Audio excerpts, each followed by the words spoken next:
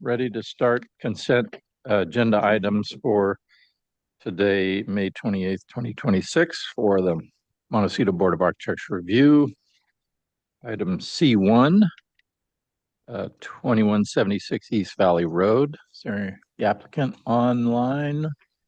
Yep. Or I'm April Palencia. I'm the architect. And we have Robert Richards joining us, the landscape architect. okay, great. Last meeting, we said, and by our comments, return with lighting details to ensure dark sky compliant, consider new material for driveway instead of pea gravel, consider widening the walkway, return with a parking template overlay on the landscape plan. Did you have a chance to kind of look over that? I did. So there's a conflict in the drawings, and then Did you go to the site plan? so the architect's site plan Mhm. has actually the beginning semblance of There, right there. I had so that, and I have another point to make, but that walkway is different from what's being shown. So where's that Oh, going? no. I apologize. That's right. That's incorrect. We're So you can preparing for actually, future improvement. You can ignore anything north of the site wall that turns into the north wall of the garage. actually, the comment was to widen the walk or suggested, and then when I look at the fact that you have all new Cherokee Creek, Fossil Creek, whatever you want to call it, flagstone as the landing, and then I looked at that walkway. That walkway that's existing is really bad. I think where you're going with it, or what you started to draw, April, there, if you continued kind of that flavor all the way to the house, and I think it should be, the I think there should be new stepping stones that go to the house, and that should be done better because what's there is not. Is that on your landscape plan? Can we take a quick Yeah, look at it says to keep it. Oh, it does. We're in complete agreement with you.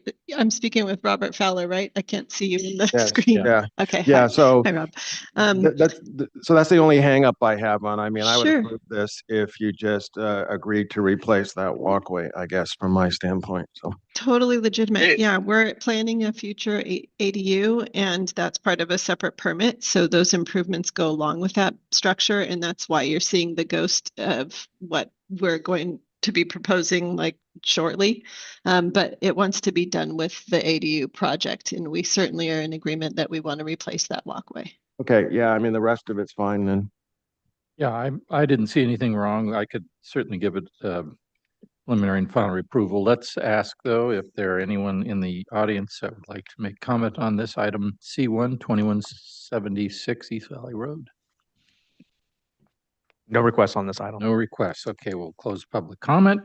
And so we'll make a recommendation to give this approval at the full board. With the condition that walkway be replaced to match the landing that's being proposed. Under separate permit. Is that accurate? Yeah, that's fine if you need to do it that way, but that's the condition. Because we have a separate plan set that addresses that area, Rob. So, the permit was for the garage here at this time. Okay. Okay. Right, great. Thank you. Thank you, guys. Thank Okay, you. we'll go on to item C2, 802 Oak Grove Drive. There's my sheet again. Is there an applicant online for that? What's your sheet? Yes, this is Wade Mosley. I'm the architect of this project. Okay, great. Let's read quick the comments. Nice architecture, provide arborist report, provide small landscape plan focused on areas of the site that will be impacted by grading and development. You study hardscape material, ensure that materials are cohesive and will not impact adjacent oak, provide full architectural details, etc. Study walkway. Yeah. There's a staff memo on this one. Yeah, and the staff memo talks about the arborist report, tree protection plan was submitted, and that mitigation is 5 15-gallon oak trees. I don't know if you saw that or not. And then How is that that playing out? actually? Yeah, I don't know. Do they show on the site No, plan? well, so what's not, so, and maybe I didn't, maybe I'm missing this. So there's the arborist report, and then it says provide small landscape plan. I didn't see that, and so I didn't see the restudy. Did we address the restudy, the hardscape, restudy the walkway? Was any of that stuff? Go to the addressed, site please? plan there real quick. Do you guys want to comment on that? Sure, Wait, I'm happy to provide some information. The tree mitigation is shown on sheet AS 102, as well as the updated arborist sheet, which is sheet I don't think we TPP have 1. wait, I'm sorry to interrupt you. I don't think we have a full set of drawings here. We only have structural from Windward, and I didn't see, David, is there anything else in there? Because I didn't see architectural drawings. Landscape drawing? I didn't see landscape and certainly the details. All I see is the structural. There were no elevations. Maybe we can table We- this Table one. this? and check with the Updated- planner. Okay. I'm Do sorry, we I don't bring know. it back to full board then at that point, or do we? Oh, it depends on how quickly the. How planner quickly they responds. can get it. Okay, all right. Mhm. We're gonna table this right now and then come back to it. Is that okay, Wade? You good with that? We want to make sure we've got all your drawings. So we submitted our plans back. The date is May 7th, and that is supposed to be completed, updated architectural plans, updated arborist report, and It- we have it- it. It probably Yeah. didn't get, the planner maybe missed it or didn't see that it was in two separate emails or something. So David here is gonna try and get those. So the planner's gonna join the hearing, and then Okay. when she comes on board, I'll allow her to share the screen. Okay, so we're gonna jump on to item C3, which is 1406 Greenworth Place. Do we have an applicant online for that? Okay, great. Okay, great. If you want to turn on that mic and let me read through the comments here real quick. Nice project. Consider adding a landscape. Am I on the right? No, wait a second. It asks for a planter on the north side of the garage. Okay, yeah. Consider adding a landscape planter pocket on the north side of the garage, return with full details. Okay. Did you want to take a look at that real quick? Yeah, I have The a site plan? question. Could we look at the site plan, please? We had a chance to review these before. So what I'm not understanding, you have an existing garage and then you're kind of doing a new garage and then Works. it's how you how do you access You that? get in through, So they only really need a two-car garage, basically. Uh-huh. They have a lot of bicycles and things. You can see the third car is shown on an angle, which represents basically the motion. So it's storage space basically or something, or? The doors are too narrow right now. They can't get out of their car. If they park a second car in there, they have to sequence the parking of the cars because it's Sure. too narrow. So, and they're getting a little, so they wanted to approach a straight-in approach and they need the extra storage. The house doesn't really have a lot of storage. So that's kind of how we got Okay. there. All right, and so I just have one quick question that ship has sailed, but so did you, and I'm not gonna change it now, but did you look at kind of trying to enter the garage from the side and see if that would work? We did. We explored every possible Okay. arrangement. There's a large oak tree there that red circle represents. Yeah. So we're constrained between that and the setback, and it really just doesn't work any better Okay, than that. yeah. I think no. when we looked at it too, Rob, it was pretty well screened from the street. I believe the fence was I'm just- solid in the gate. If you look at the elevation sheet, you'll see there's a very large hedge in the gate. Okay. Camouflage is almost all. The elevations work really well and the doors are nice in the garage but I mean, I always, when you can not have to look at garage doors coming in, it's kind of. While we're on cheaper, the site plan, David, could you go back to the site plan for a second? Just to the right of the new extension, you'll see the planter strip is there. It's called out as L8, I believe. Right side of the garage. And so the notes on the left call it out as a 2-foot wide planter strip. I'm ready to approve it. Yeah, we'll recommend this for approval at let's see, are we preliminary? Let's see if there's anyone in the audience that'd like to make a comment on this project. on the calendar for? No requests. Okay, all right, then we'll make recommendation to the. Thank you. Appreciate your time. What's it on for? It's on for final or is it? It was preliminary and final. Yeah. Okay, item 2, we're going back to one.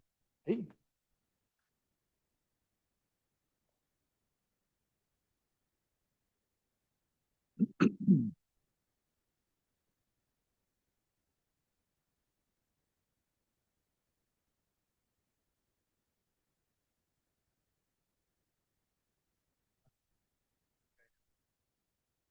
All right.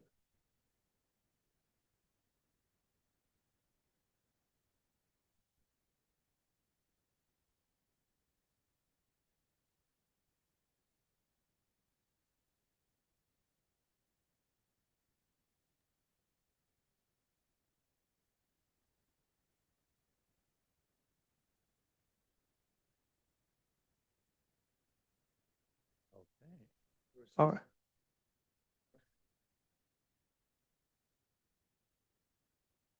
So Yeah. the planner's online now and she emailed me some material. I believe what's on screen right now was what was not in the box file. Do you just want to just go through it? Yeah. Okay. I'll Yeah, scroll through. we're going back to C2, item C2 on the consent agenda, 802 Oak Grove Drive. Planners on board. We had some questions. We didn't have the drawings complete, so we'll take a quick gander through those. I didn't have a chance to review them prior to the meeting. Okay. Small landscape plan they're I'm asking sorry, for. this is Wade. I believe this is the old plan that were submitted for preliminary and final.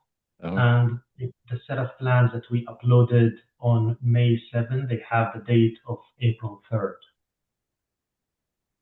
So These this are- is what we're these looking at is the same set that we got some comments on.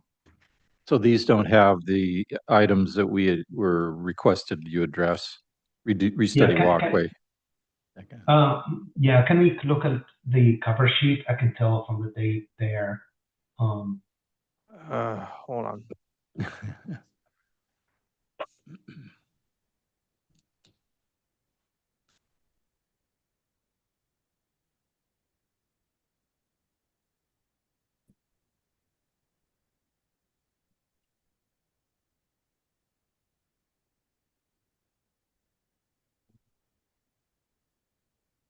What? You might have. Oh, I don't know. Is there a cover sheet with this? There's your date, 8/12/25. Wait, is that, are these not current? 8/12/25 is the date on the, Yeah, this is the existing site plan, so it shouldn't have changed since then. The sheets that have changes, they have the most current date. I see, is that a full set of plans? Is there a cover It's sheet? only 2 pages long. oh, it's only 2 pages long. So Yeah, I'm not what sure I would what's going recommend on. is, because I just want to make sure that we keep this moving, Schedule. is why don't you discuss this with your planner? I've made your planner a co-host. Make sure that she has the right set offline. And then when you guys are ready to present, she can share her screen. Okay, so for now, we'll just table it and we're gonna move forward with the standard agenda. I have the set of plans open on my screen. If it's okay that So I share no, my. they have to come from the planner. Sorry. Okay, sorry about that, Wade. Can contact your No planner problem. and we'll get So back. the intent is just to make sure that your planner has reviewed what you've submitted. This is the intent there. Okay. All right, we're gonna close consent and we're gonna have our fearless leader, Tip, take over.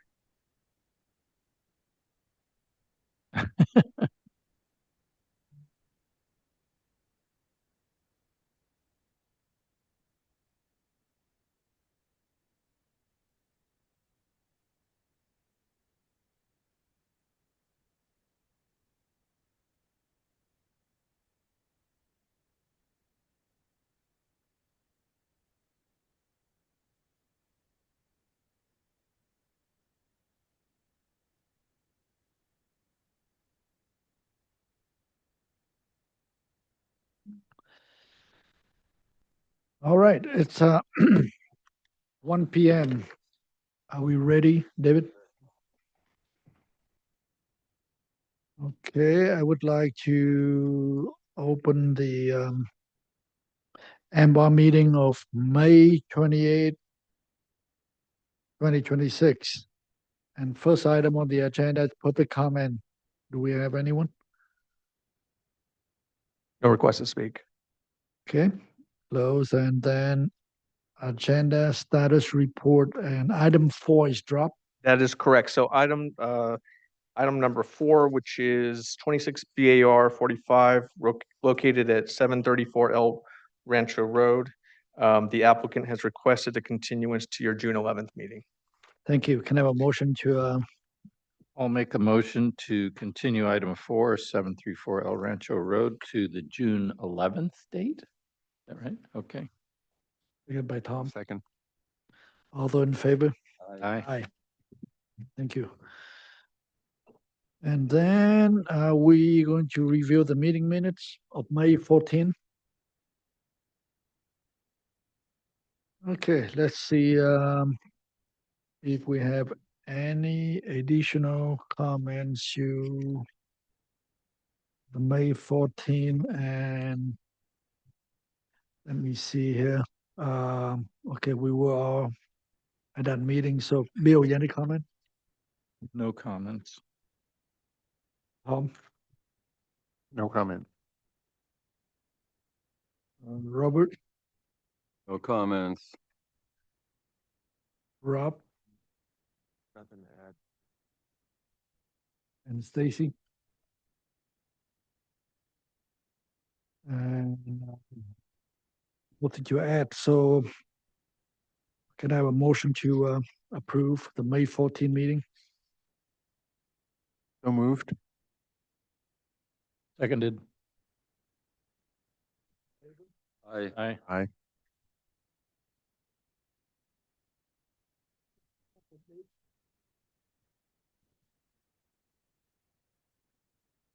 Nothing. I don't have anything. Kimberly, do you have anything? Nothing for me, thank you.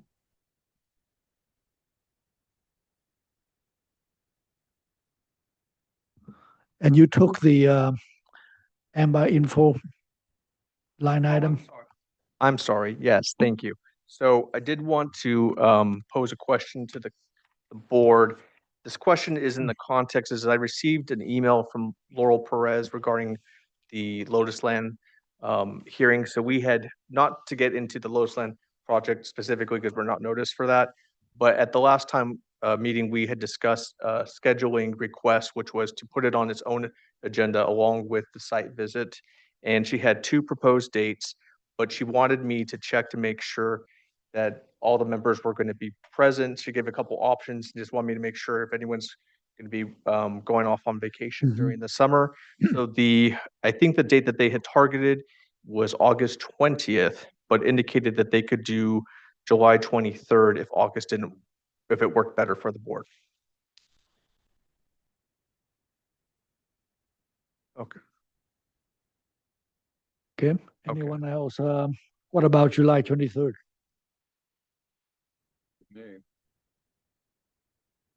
So July 23rd is preferred. You, all right, so let's tentatively Scheduled. schedule for July 23rd. Okay, great. I will let Laurel know. Okay, and I'll put. And anyone else? Okay, anything else from anyone? All right, I will be absent at the next meeting. So Bill, you take over.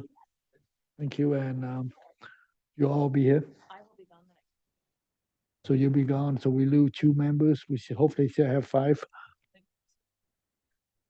Could change too. Yeah, Bill, I mean, Dave will be back by then, so. Okay.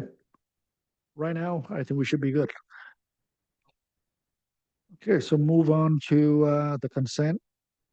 And we have 3 items today, right, on the agenda. And let's go with item number C1. Bill? Yeah, so Rob and I reviewed item C1 2176 East Valley Road and recommend for approval with the note, right? Is this the one, Rob, that we're gonna Yes, add the note that recommends that the walkway to the entry from the parking be replaced? They Match. do plan to replace it in the future, but it should match the landing, basically, was the intent. so the Okay. pathway material should replace it. So that's the only recommendation. Otherwise, we give it approval as submitted. Yeah, so this item is here for both preliminary and final. So I would like to open public comment for item number C1. Do we have anyone? No requests. Okay, close. Kind of a motion for approval. Yep. I'll move to approve item C1 2176 East Valley Road as submitted with the conditions. Second by Rob. All those in favor? Aye. Aye. Aye. Thank you. Now move on to item C2, 802 Oak Grove Drive. So C2, we had to table for lack of information. We didn't have all the drawings from the planner, so the applicant is working with the planner. It may come back possibly. So I have that set. Do you want to go over that now or do C3 first? Let's do C3 real quick and then Okay, move on to item C3, 1406 Greenworth. yes, so item C3, 1406 Greenworth Place, we recommend that for approval as submitted, right, Rob? No conditions. Correct. Okay, and this item is also here for preliminary and final, so we open public comment for item number C3. No requests. The request closed. Okay, make a motion For to approval? approve as submitted, 1406 Greenworth Place. And Second that. second by Robert. All those in favor? Aye. Aye. Thank you. Now back to C2. So C2, we didn't have a chance to see all the drawings. It looks like they're now in the package. So wait, can we just confirm, first of all, this is the set that you are looking for? Yes, I confirm. Okay, great. Thank you. Chip, do you want to read the minutes or do you want me to? Oh, yeah, okay, so item C2, this item is here for final approval on consent. So the board has several comments. Number one, nice architecture. Number two, provide arborist report. Number three, provide small landscape plan. Number four, restudy hardscape materials. Number five, restudy walkway. And number six, provide full architectural details and exterior paint color. Yes, this is Wade, mostly I'm the architect of this project. We believe we provided the arborist report and that we showed the mitigation tree on the both the architectural plans and the arborist plan as well. And we have been discussed the landscape plans, and we have agreed with the landscape architect at the design board that due to the arborist site plan is sufficient in lieu of to replace the landscape plans. We have provided for architectural details. What was missing is a few details for the small wall that carries the fountain, and that actually got removed from the scope of work. And we provided more exterior details that detail both the house addition as well as the garage carport, the carport. The entry, the walkway to the entry got redesigned. So now it's more meandering and it's narrower than what it was before. It was quite wide actually, and the comment we received from MBAR actually enhanced the entry experience.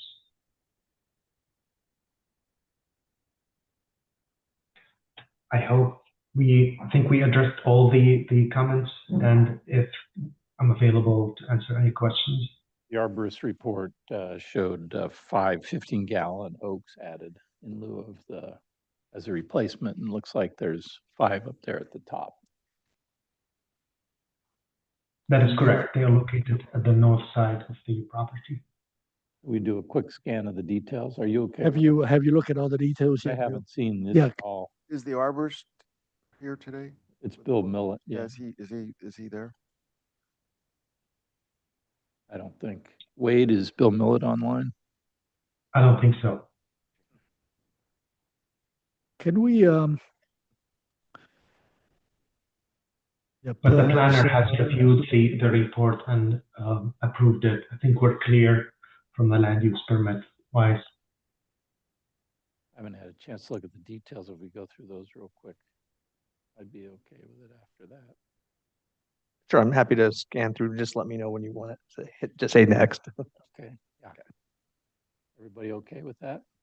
Okay, let's go to the detail sheets, which, Wade, where would those be at the end of the set? That is correct. The sheet A731 Oh, there you go. and sheet A732. Okay. Sheet 711, next one, it shows the wall types for exterior walls and floor finishes. Go ahead. So the carport is a pre-manufactured model? Is that, am I? That is correct. Sheet A732, so the previous sheet, it has all the exterior details for the carport. Yeah, there you go. Then those coming from the manufacturer. It's a metal, folded metal or standing seam roof. That is correct. Standing seam roof with the resistor horizontal cladding for the siding finish. I don't know if we're talking about reflectivity on roofs, metal roofs these days or not. Mhm. Yeah.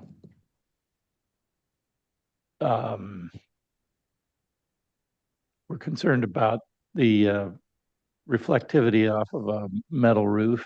I don't know if there's a way to maybe condition this. We could do a review of the material, I suppose. I don't know how you want to handle that. I think, yeah. Actually, the metal roof was the same as presented previously, and we did not get any comment in regards to that. Is there a color board too? Take a quick look at that. Yes, Okay. Here we I go. believe that is the last sheet 8A03. Yep. The third item on the right-hand Do side. you have any other questions, Bill? No. Mm-mm. Okay, thank you. So are we good to, for the final approval? Yeah, I'd be okay with allowing final. okay, so this is a consent item, so you want to make the motion? Yeah, I'll move to give final final approval on 802 Oak Grove Drive as submitted. By Rob, all those in favor? Aye. Thank you. So let's move on to the standard agenda.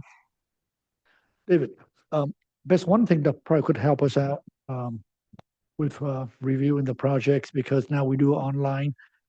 If we can coordinate with the applicants, that we can look at the page as they go into the project. Somehow, I know it's difficult. Maybe they had to tell you what sheet you look at so we can follow the presentation. Because sometimes, they just do the presentation, we have no idea what we're talking about. The collation between the drawings and the presentation. How would you suggest we achieve that? I think that we probably remind the applicant to track it with you. Sure, I'm happy. I send out the agenda to the applicant team, so I can always include a note about that. Yeah, so that way we don't lose. Absolutely, I'm there with you. Thank you. Okay, thank you. All right, so let's start with item number 1804 Ayala Lane.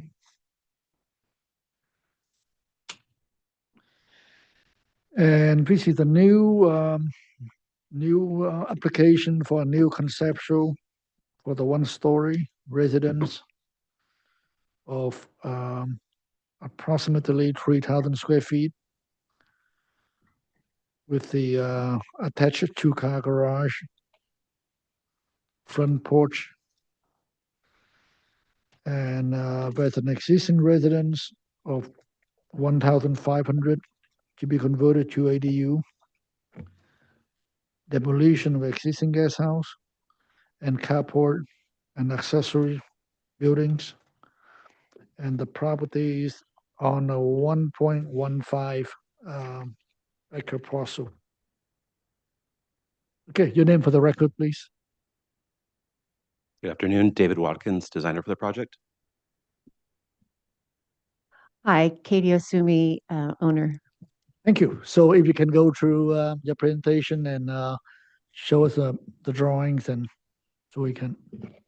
I probably first would be helpful to go through the FAR and the vicinity map. Sure. Would you mind going to maybe A000, please? There you go. That's the existing site right there, so we can start with that conversation. The existing property, as you mentioned, there's two single-family residences there right now, about 800 square feet and 1,600 square feet. The one to the far west will remain and be converted to an ADU for the in-laws. That's about 1,600 square feet. The smaller one there to the east of that is going to be demolished as part of this project. The new house, the site itself is kind of challenging based on the configuration of the parcel itself, vegetation layouts, orientation, things like that. But despite that, though, the project has always been envisioned as something that's modest, especially compared to the FARs in the neighborhood. It's going to be a one-story house. We're about 63% FAR for the lot, which is a lot smaller than most in that area. The intention, a few of the project goals were to maintain the vegetation, the landscape, the lushness of the site that makes it so special. Also situate the new house in a way that maximizes privacy, not just between the new residents and the existing future ADU on site, but also to the new guest house that's being built on the adjacent parcel to the northeast of us. Another aspect is the current configuration of the driveway and hardscape ate up a lot of that usable site, especially where the sun was most open and accessible.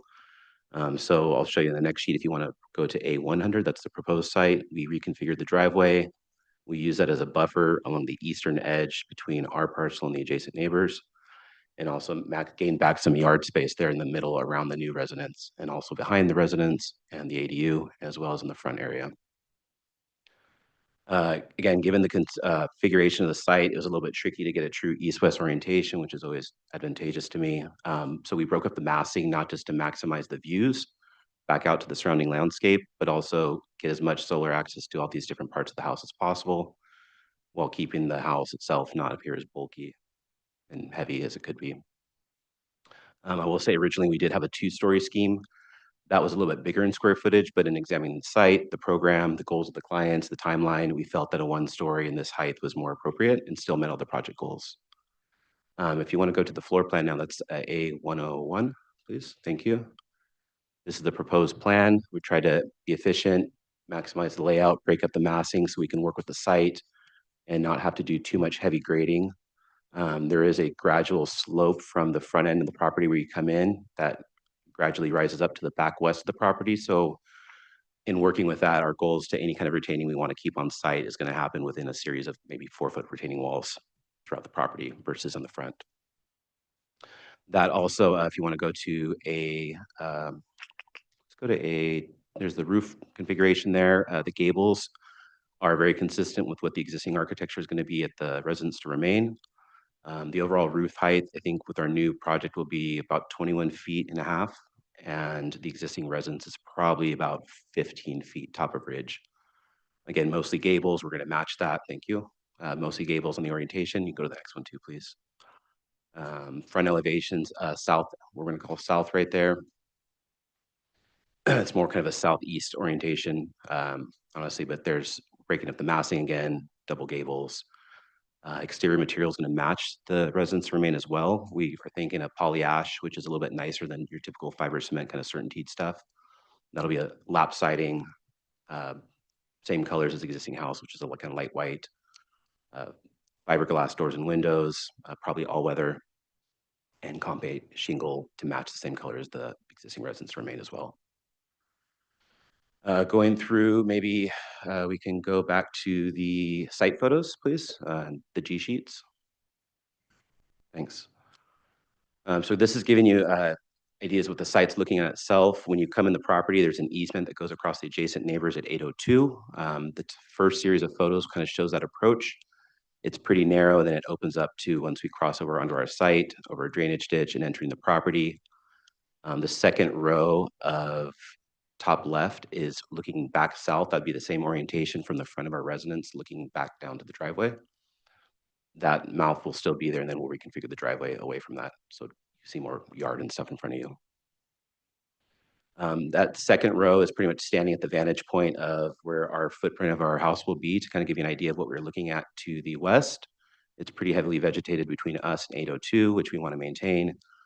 Roof lines and stuff like that, we didn't want to exceed that or become very visible, so we've tried to keep everything low and within the existing tree lines. The existing house to be demolished will be on that third row of images there on the right, kind of a yellowish one. And the bottom row on G101 is going to show the existing residence remains, so you can get an idea of materials, overall vernacular, exterior siding. And then those last few photos is the very northwest of the property, looking at the adjacent neighbor, which is a two-story historical Spanish style, I believe. Next photos, if you don't mind, are the G, thank you. A lot of the adjacent neighbors, we'll start with 802, which is more modern style. I will say that neighborhood, what's really nice about it is I wouldn't say there's a dominant architectural style. Each property, most of the properties are very different from one another. There's modern next to us, next to Spanish, next to George Washington Smith. There are some more farmhouse style and cottage type down further down the road on Ayala and around this Ashley Road as well. So it's kind of sprinkled in. That's one of the dominant styles in that area, but I wouldn't say there's an overall dominant. We have worked with fire department pretty intensively since the beginning of the project before I was even involved. George did it first. I've been doing those conversations as well. They've been very supportive. If you want to go back to A100, please, that's the proposed site. They've been very supportive of our layout of the new house, the distances between it, the access. They like the hammerhead approach. We were out there yesterday morning with them, and so what we're just trying to refine right now is the mouth into the property just needs to be widened a little bit, but we can work on that. And because of the slope entering, it gets a little steep right there for their trucks. So in terms of overall site design and safety from their perspective, they're very happy with it. They've been happy with us removing some of the eucalyptus already that were on site. They're invasive, they're huge fire hazards. And the hammerhead, they're very happy with too right now. So from that perspective, they're very good with the design, and they're just waiting for us to kind of get more fine tuning. We've also been working with the civil engineer as well. So the proposed grades and stuff for the house and the driveways have already been worked at. And that's why we had that meeting yesterday with them to kind of refine that. Now that we've gotten kind of a good initial blessing from them, we want to jump into our landscaping. So the next meeting, we would have that for you guys as well. That being said, we see most of the landscaping proposed being mostly natives to help enhance that area and get rid of a couple more of those eucalyptus on site. So I'll keep it loose for that right now. If you guys have any questions or comments, I'd welcome them. Thank you. All right, Robert, question? I'm a little disoriented. Where is the Yala on this map here, this plan? If you want to go back to G000, there's a title sheet and there's a little vicinity map. The bottom of the page there kind of gives you perspective. So it's kind of on the backside of Lotus Land, if kind of give you a rough area. So you go up Ashley Road and then you fork off of Ashley for a minute and go up Ayala. It's kind of a dead end street, or it is a dead end street.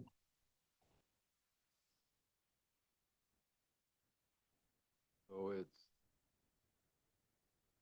well past Lotus. Yeah. Very end. didn't even know Ayala took a right and then a left. It is what it is. So it's the last house on that. Very, very last, past, even from the street, you can't see it. So you have to go down the access easement to get to our property. You have a Google Maps or something you can pull up? Thanks, David.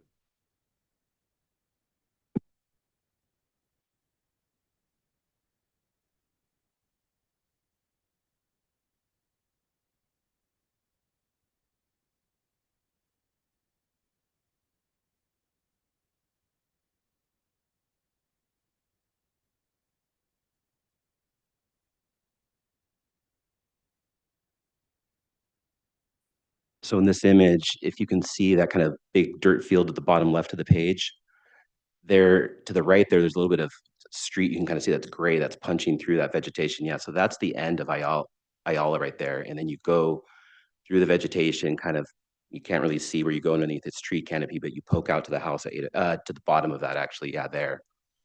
You don't see it from this road, but there's a little hidden from the canopy that goes past there. Where your hand is right now, I think is 802 Ayala. And so the access easements to the right of that hand cursor underneath that vegetation, and then it opens up when you hit to this. Yep. Any more questions? No more questions. Bill? Did you go to the site plan, David? So just to kind of get a lay of the land here, page left is very steep. And then you've got a flat pad there. Are you grading to get that to sort of lay out or? So on to the left isn't our property. That's actually a bank coming down from the 802 property that's higher than us, and it comes down towards the drainage ditch that kind of gets heavier in where those contours converge. And so on our side of the property, it's where my footprint is the most levelish we can probably get it without heavy grading and having, a 6 or 8 foot wall somewhere in there.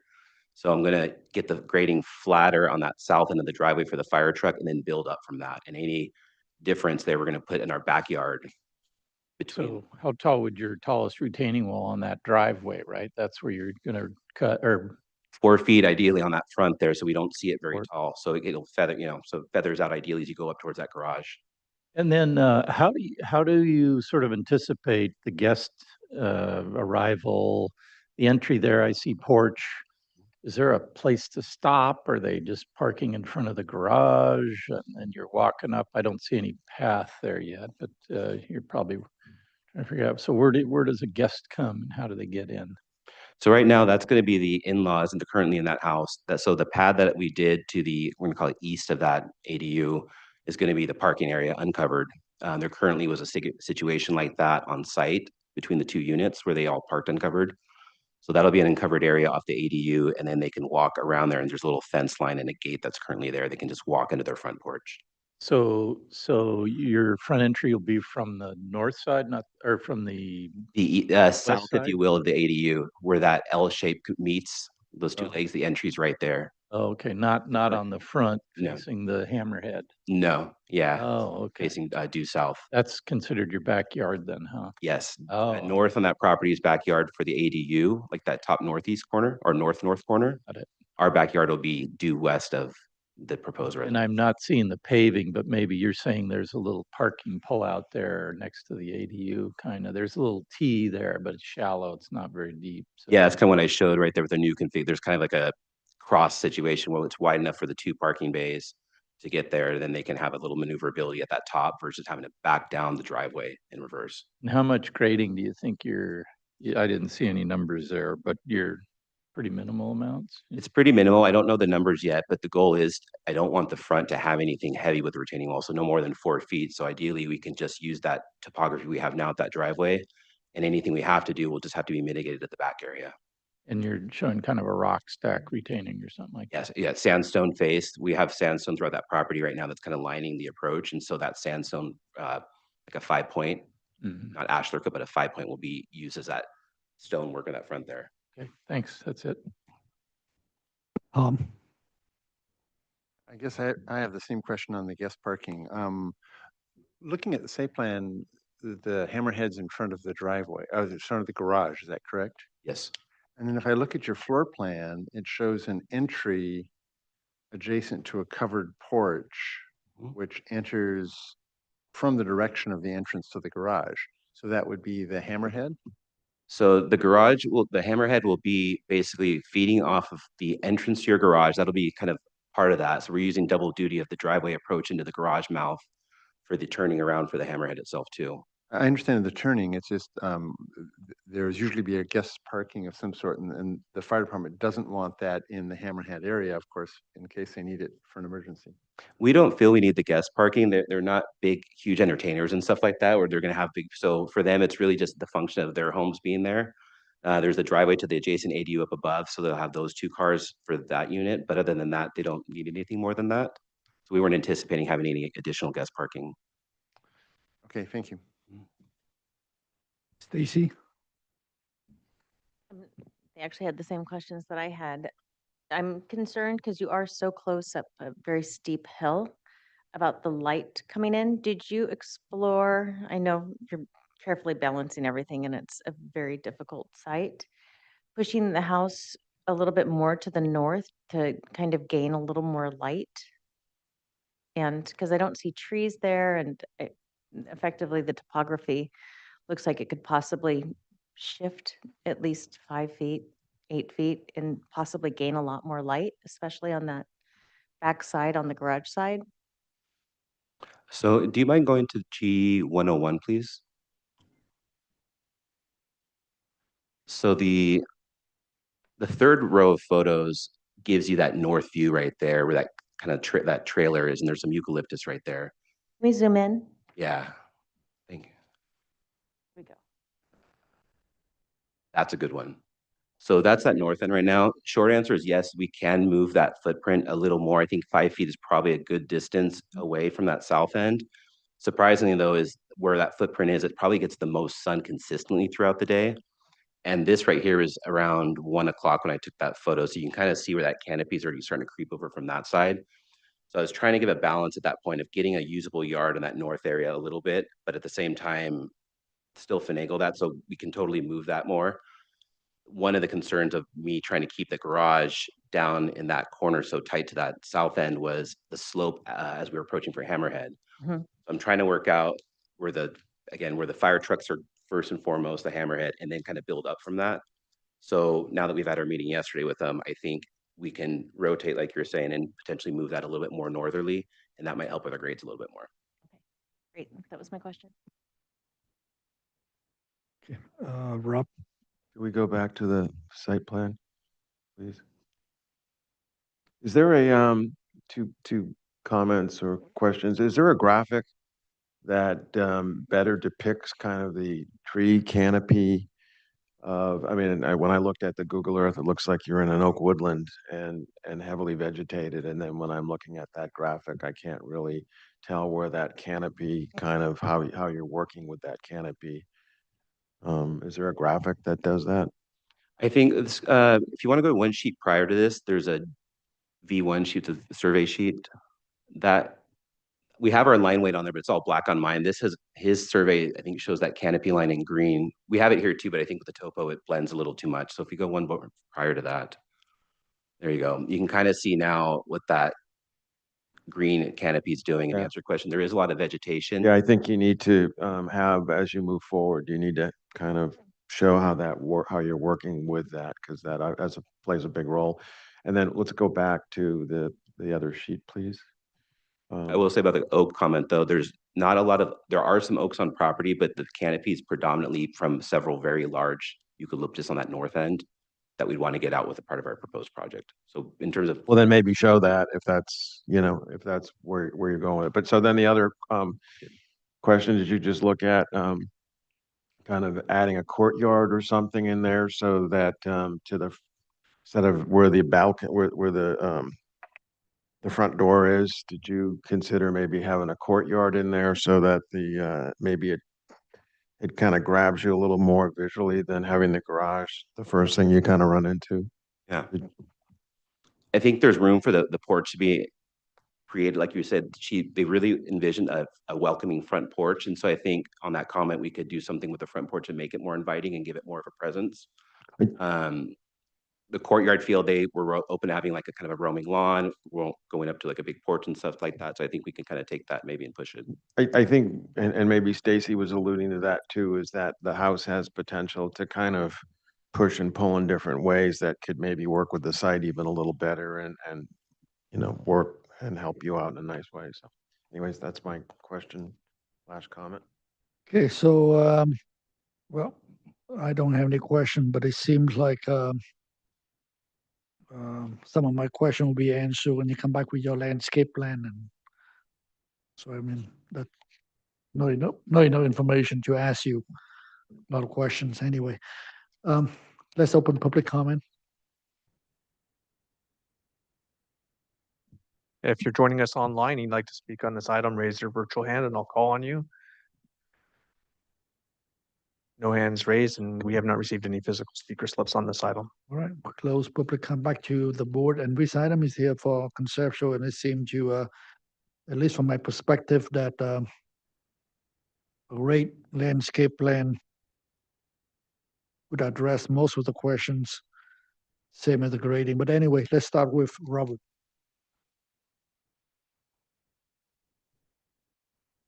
Could I see the elevations, please? One more.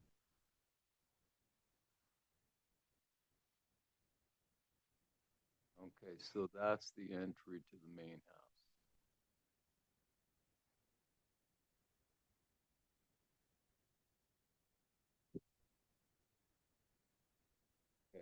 Okay, my general comments are, did you mention that you had to back all the way down the driveway from the ADU? Sorry, I said we were actually trying to avoid that by widening that top parking area up there so we can do a turnaround up there and then come down the right way. Yeah, But that's not guest parking. no, that'll be the parking for the ADU unit. As I like Mr. Belay, I'm concerned about fire access and guest parking. And I believe you. I mean, I've tried putting hammerheads right in front of garage doors before, and I've been nixed on that. So, but you say you're working with fire. I mean, can you provide us some kind of a stamped plan showing that they're signing off on this? Sure, we'll do it in the next meeting. No more comments. Thank you, Bill.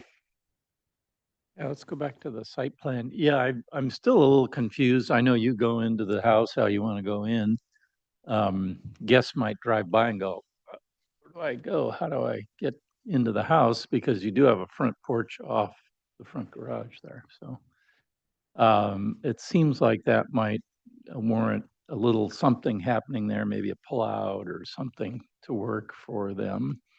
Again, not super critical. I appreciate the scale of the house. I think the architecture looks great. Don't have any problem with that. I think a little more information on the site's going to be important. Landscape, maybe some jiggering of parking and maneuvering, and there might be some things the other members have comments on. It'd be also nice to see where the property line is on this plan, so it's nice and heavy, so we can see. I'm assuming you're out of the setbacks here with everything. And then the trees, existing canopy tree, the trees and the canopies would be really nice to see that. So at this point, you're not proposing to remove any trees at this point or impacting? any? Non-natives, the eucalyptus, but right now the oaks we have, we can preserve them. Okay, yeah. So it'd be good to just have all that stuff in alignment. Like I said, I like the house. I think it's fine. Very modest, looks great, well proportioned. I don't have any issue with that. But I think the site just needs a little bit of finessing as far as I can see. Guest parking and how you get around and how you maneuver and where you park. And is there enough space up there at the top to guest park, et cetera. So that's it. Tom? I noticed that there are a number of trees being removed in the footprint, and you say there are eucalyptus, but the survey just calls them trees. It would be nice to have that shown, so we know the location of those on the site plan that shows the footprint. I also think there ought to be some guest parking. I think this owner may not believe there needs to be for themselves, but there's always future owners somewhere down along the line. And I believe it was required as has been mentioned. But and then the only other thing I noticed on the eaves or on the elevations, were you planning to enclose the eaves or? Keep them exposed ideally, but with 3-bys with the framing, so it has that kind of older farmhouse feel, and then we can do a layer up above of gyp to make it fire rated. Okay. I think that gives it a nicer look than a closed-up box eave. Those are my comments. Stacy? Yeah, I mean, I agree with the rest of the board members. I think that that in order to be a successful project, the front entry, I think when you come back with the landscape plan is really important to address, because I think anybody who doesn't know you coming to the house, and that does happen, needs to have a sense of progression that is natural about where to park, because I don't think it's intuitive to go behind the house to park as a guest up to the back house to the ADU, as opposed to providing some form of parking towards the front of the house. I think the logic is there. And two, I think, yes, if anything, to just adjust the placement in order to gain more light and probably even better views. Just taking you off of that back hillside a little bit, I think would help. But size, bulk, scale, everything's fine. Rob? I think what everybody's saying, maybe not, but this is what I'm saying. It seems like that, I mean, everybody likes the architecture, but I think that the site needs to drive the architecture. And I don't think that's quite happening yet. And so that's why everybody's struggling with the function of how, like, I mean, I'm looking at it, maybe, maybe the driveway or the garage could be around the corner up on the northeast part of this, and then the front door, you drive up and you see the front door, and then you have guest parking there, and then the garage is around the back where you're not, first thing you see is the garage. So I think that's what people are reacting to, is that you have the ability, I think, to move, I mean, everybody likes the architecture. So within the context of that style and the restraint is you have the ability to kind of maybe move and play and with some of the massing and forms. I mean, I think the that northeast corner of the house looks way too close to that other house, and yet you have some room kind of going off to the, what is that, to the northeast east or something like that. So anyways, I think that's what people are trying to say on that, if I got the tenor of everybody else's comments. But and I think it's important because it could make for a really nice project, just to kind of take another look at some of that and maybe come back with some really loose, rough sketches, on that, and see if you can kind of solve some of those other functional things, because I think then the rest of it'll fall into place. Thank you. Yeah, thank you, Rob. Yeah, I think Rob kind of summed it up. Definitely the architecture is non-offensive, and the issue at hand is that I mean, this is right in the middle of Montecito, and the beauty about Montecito is that every lot is unique, and so we are looking at design that reflect the topography, the the specialness of the site. And I'm sure you're probably getting to that point, but when we see the project, it's almost like the house is landed on the site. And then we ask the question, what happens? So take it one step back, see how the house fit into the site, show us the landscaping and work it out. And that might fit fine, but it might be that you might realize that, well, it could, the house could be in different shape, for example, instead of being that shape in that site. Could be a lot of things, but right now we just don't have enough information to really guide you one way or the other. So I would like to continue it until you can come back with a little more definition on the design, the site context, and everything else.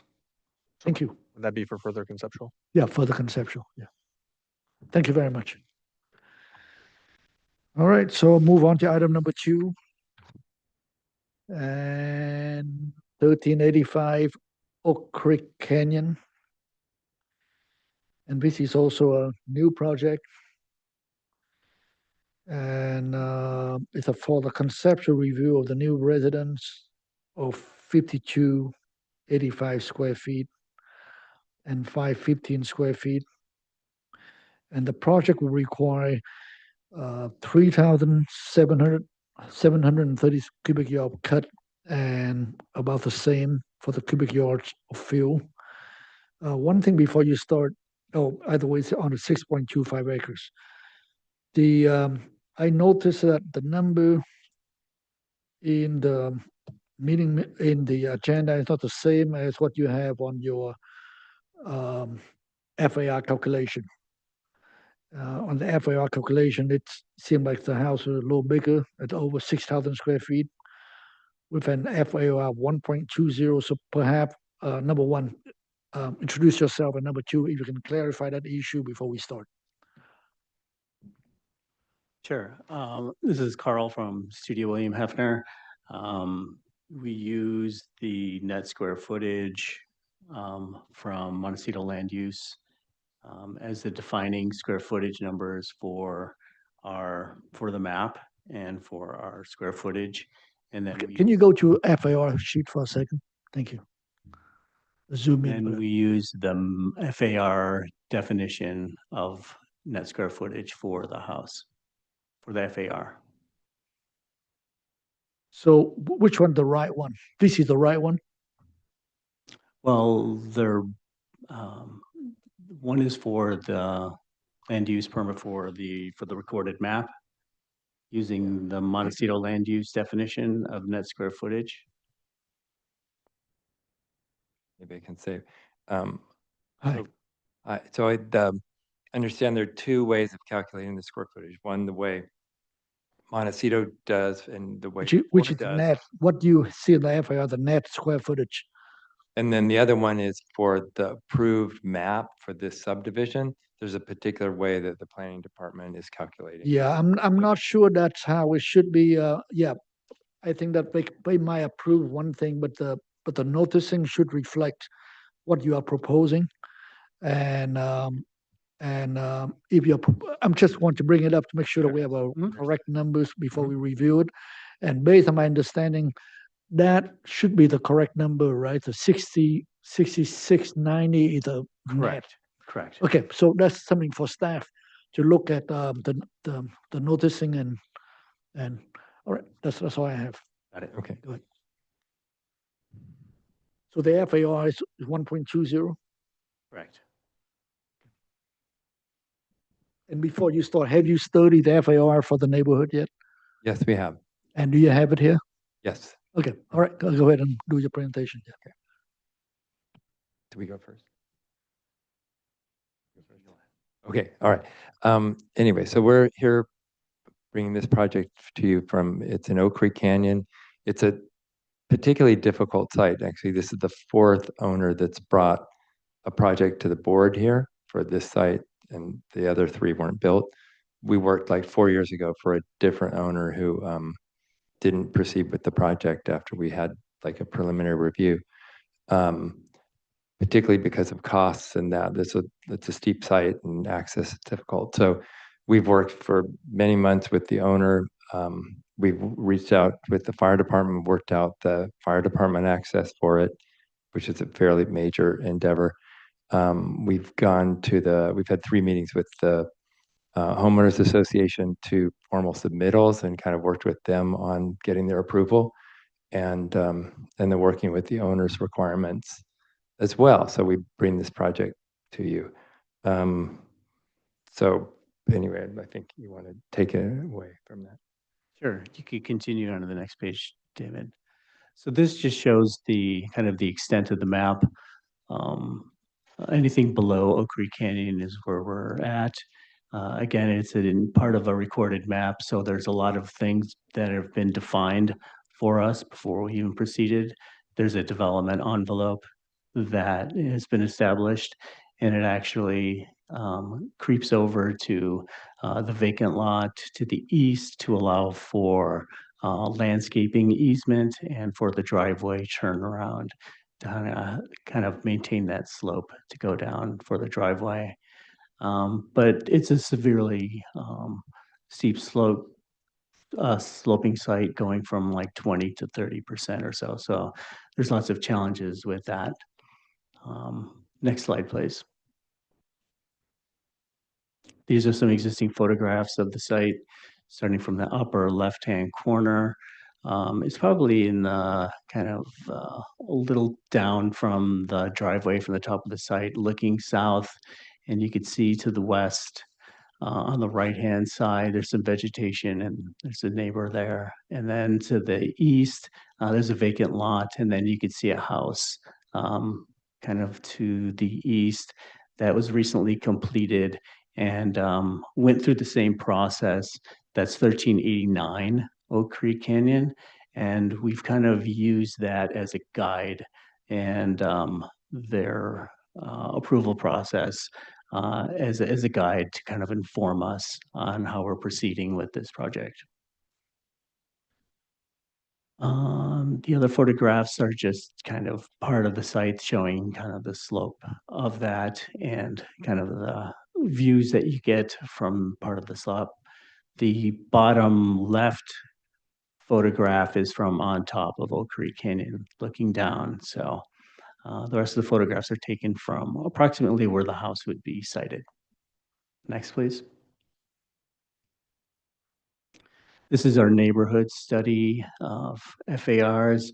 And if you look up in the upper right-hand corner, we just kind of took the HOA average percentages of those, and those are averaging about 118.5 of the HOA that's part of that, part of the HOA. This is one of the last, if not the last, vacant lot in this parcel. So we have most of the houses are complete there. Yes. Next, please. There's just kind of a feel for the neighbors and the HOA. Again, there's strict aesthetics, roofing materials, natural materials, slopes, and everyone has a maximum square footage that you're working with and landscaping features. And requirement for Mediterranean style. Yes. Next, please. So there's some of the images and kind of that we're looking at as to provide some elements for those. So the upper left is kind of the Italianate Mediterranean aesthetic, the barrel tiles, the wrought iron elements, sandstone cladding from the site, using covered patios on the exterior courtyards, and exterior plaster. Next, please. See with the landscaping and integrating the sandstone from the site for the retaining walls, stone hardscape, and other landscaping features. It does have a pool. The driveway element that we're working with the fire department will have to go through strict requirements for that. And then the motor court designed basically will take care of the driveway turnaround. Next, please.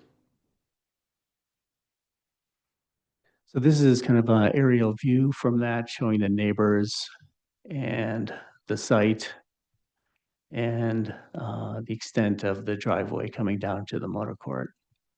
Yeah, and it also shows the kind of the important factors for determining our siting, which have to do with the driveway at permissible slopes to the fire department.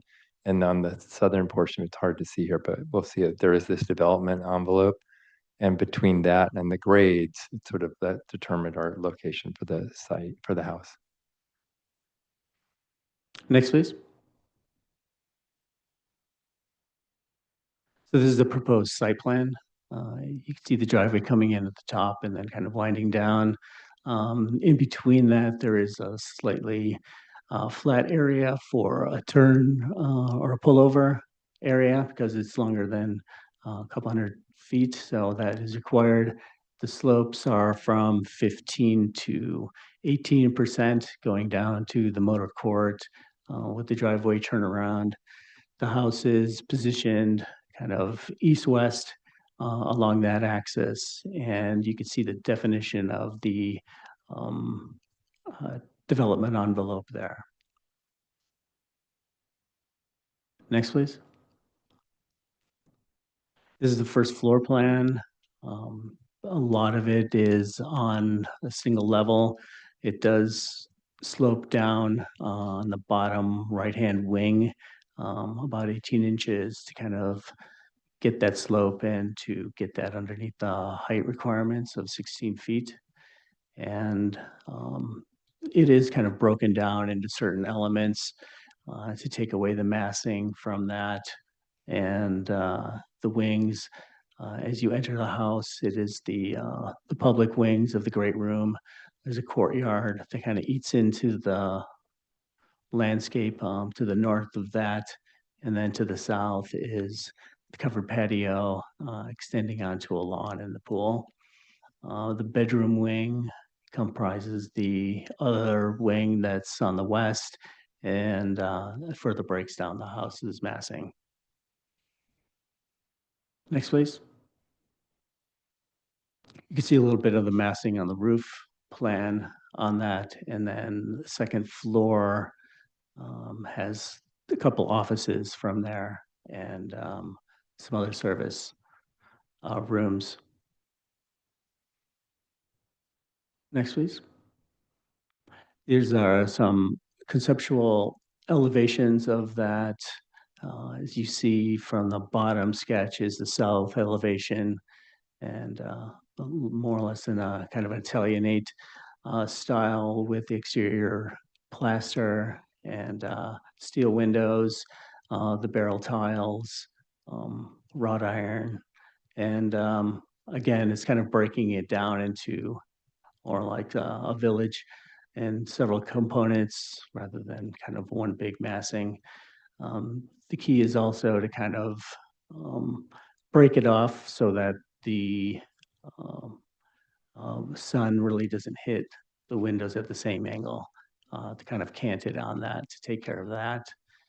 And the sketch above that is kind of through the motor court looking at the entry and just taking into account the severity of the slopes and kind of integrating the forms into the landscape and kind of stepping down. The big challenge with this project is to maintain the height limit of 16 feet, but also, integrating it into the land.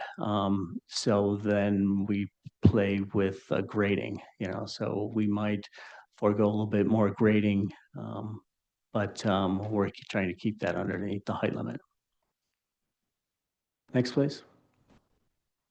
Here's some site sections through the house. If you look at the lower section that's taken through the middle of the project, you could see the grade difference of approximately 30 feet or so from the driveway to the bottom of the pool there and the development envelope. Upper left is the drive or the road, and then there's a section cut through the driveways that kind of snakes down the hill. And then you get into a courtyard that is kind of pulls the house main part away from the hillside. You have the great room and extending out to the patio, and then downstairs to the pool, and then continuing along into the envelope. Some other site sections. This is through the bedroom wing in the west, looking at a two-story form in the office and through another little courtyard in the back there to kind of pull that away to get some light into those bottom floors. There's a major cross-section through the project going east to west, kind of showing the different forms of the project as it relates to the west to the courtyard. Next, please. This is a study, a height study that was looking at the roof coverage, and the blue on the right-hand side basically is the 16-foot height limit. And there are portions of the project that stick above the 16 feet. So we're asking for a little variance in the height as well. Next, please. This is just kind of a rough model of kind of 3 dimensions and how trying to integrate that into the hillside. I think the biggest challenge was the driveway, and because it was a life-saving issue, working with the fire department, some of those retaining walls tend to be the highest on the site, looking at about 10 or 11 feet on the first turn and around 10 feet or so on the subsequent turn around there. We see that, being clad with stone from the site and then screened with landscaping. So landscaping really isn't involved with this particular model shot, and it'll be heavily influence the design further on. And then some of the other lower retaining walls don't get higher than 8 feet. Next, please. This is just a conceptual landscaping plan showing a lot of the natives, trees involved with that, and working within the landscape. Yeah, it's pretty arid up there, so we're imagining a fairly certainly drought tolerant, kind of Mediterranean inspired landscape that would work with it, but sort of its own microclimate there. So, okay.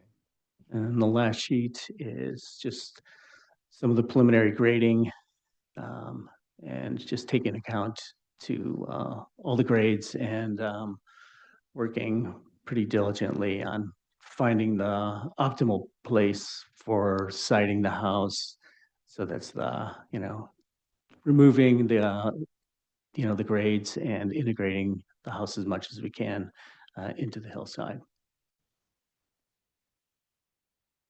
If you go to the previous plan, you could just show a lot of we're trying to maintain a relatively flat lawn area per the owner's request, and the pool for really the only area that they can enjoy on the exterior.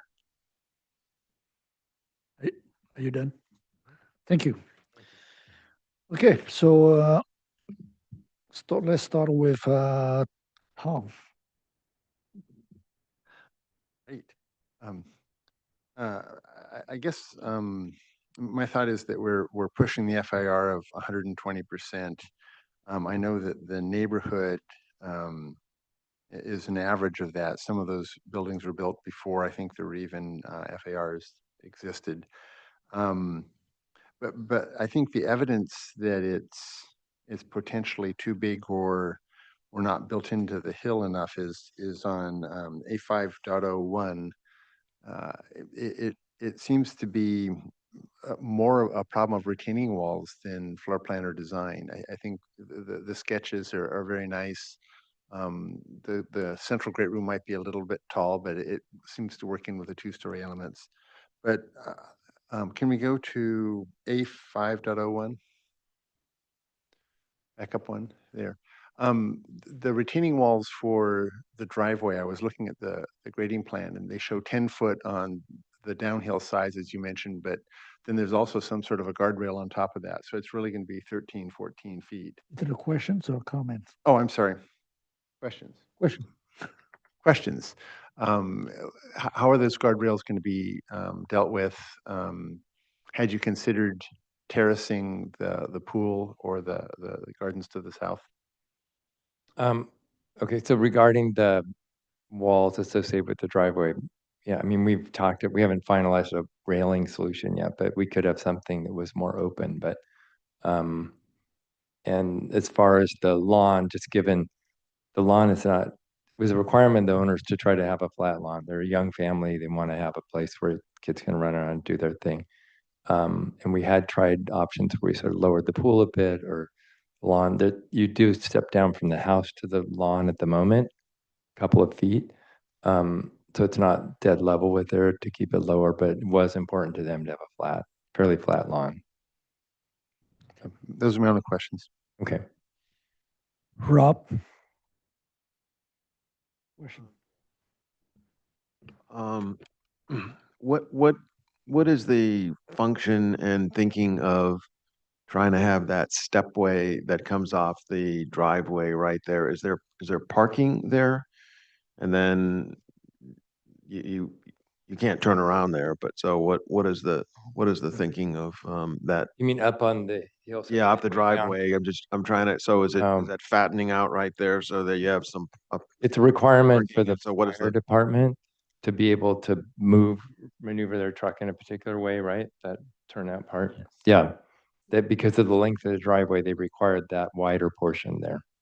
so that's not driven by the client, it's driven by the No, fire not at department? all. So, but then what is and then the stairway, is that by the fire department then wants that front, that stepway that comes off the driveway down to the house? The excuse me, sorry.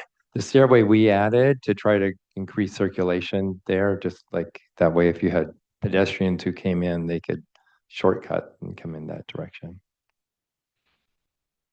rather than walk around the whole driveway. Okay, how long is that driveway? Kind of curious from the, Pretty long.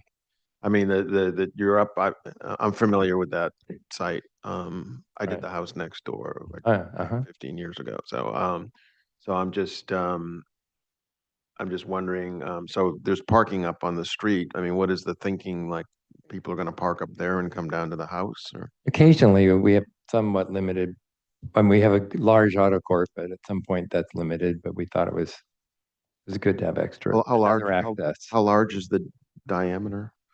What is the approximate diameter of that motor court? Motor court is probably about 60 feet square. It's bigger than that. Okay, One, two, yeah.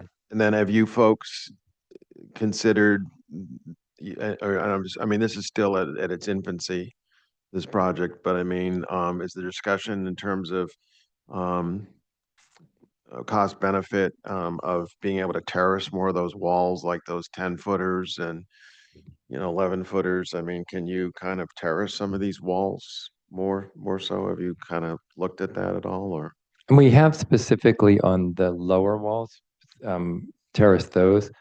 Up where we are, I don't know, at the moment, it seems more efficient to build the walls higher and screen them rather than having two sets of piles and grade beams and foundations, just extend them up a couple of feet, but Yeah, I know. it's I kind of was cost wondering the cost thing, the yeah. cost of effectiveness of it. Yeah.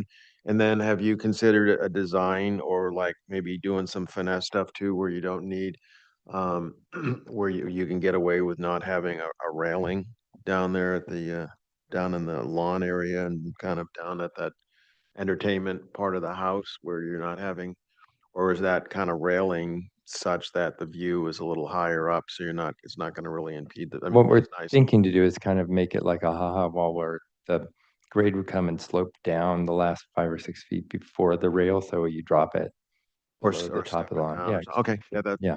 But yes, we'd like to not see it so much from the Okay. house. Those are my questions for now. Bill? You go to the section, well, actually, while we're here, on the far right there, I think those are garages and the arch there. It looks like you have a retaining wall, and then the no retaining wall looks like it's missing some retaining there. And that It just shows being covered, but there's another wall behind the garage there. there's a wall behind it too. I mean, it looks like it's about 20 feet or something maybe, huh? Is that, I mean, how tall would your tallest retaining wall I be? think it's kind of one story. I mean, if you see there's that stair above, I don't know, I think it's 12 feet or something. Not much Okay. more than that, but And then, so I saw in the FAR study, I didn't read all the numbers, but there's quite a few obviously that are over 120, Mhm. right? But the average you said is 118. Is that correct? So you Correct, must have right. some- They range from maybe 102 to 178, something Okay. like that. That's And then can your grading extend out beyond the development envelope? Probably not, right? no, You no. gotta kind of stay, so you're sort of locked in there. We're really locked in for this plan. Yeah. And then the other thought is, if the house wasn't as deep off the back face and longer and maybe even more two-story, could you cut down on some of the retaining depths possibly? Is that, have you looked at that? You've probably gone through. We've looked at a lot of things. So we did have schemes where we had more two-story. One is it's really difficult to get the two-story not to pop up above the 16. 16 unless you dig it way into the site, and then you sort of generate a lot more cut. Yeah. Um, You're offsetting the upper floor way off the lower. right off the lower floor, you end up with a very deep terrace. And then, They're different. yeah, so it seemed like if you take, once you have the driveway and then the slope and the building envelope, you sort of have this swath, horizontal swath to locate the house reasonably. So Yeah.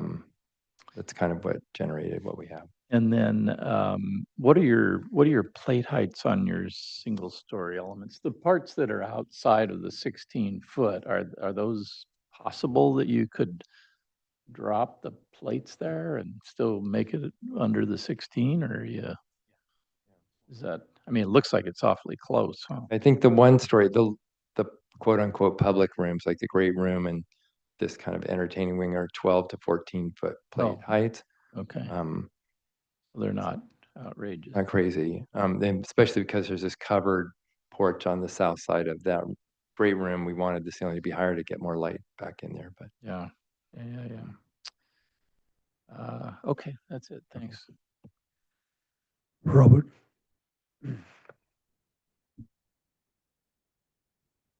Taking a look at the overall size,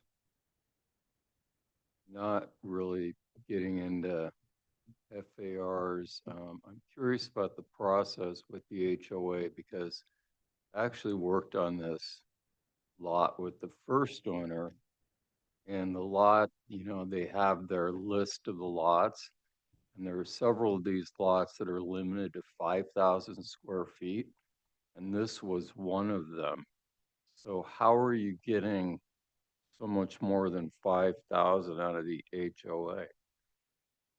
Well, this is looking at it's 5,800 square feet.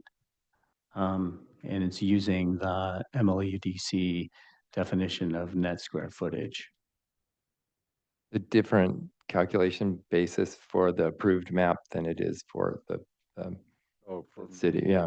approved map. You can exclude mechanical rooms. You can exclude more space to come up to calculate for the map than you can otherwise for like you guys, for what we're showing you guys today. And you're basically balancing the cut and fill, but is there a way if you finagle things with some of the yard that you could place some fill at the base of those really tall driveway retaining walls? Cut and bench it in and get them to appear, somewhat lower. I mean, that's what I was saying. You could do that, but if we could plant trees along them rather than do piles and grade beams and shorter walls, Just a like a fill gravity wall or filled. Oh, just a dirt It's like you're, cut and but you have the 1 to 2, 2 to 1 fill slope at the base that would. Yeah, but a lot of that area downhill of that wall, you're steeper than 2 to 1, so you can't increase the slope from what you have there. Yeah, it would have to be like 3 to 1. Right. Yeah. Well, So. Okay, no more questions. Yeah. Stacy. I have no questions. Thank you. Okay, so I mean, some of my question, same in line with what you heard before, and okay, the first one had to do with, I mean, just like the last project, I think one of the things about Montecito is that every lot is very unique, and this is a very unique lot. And as you mentioned, it's a 30% slope. It's completely exposed above.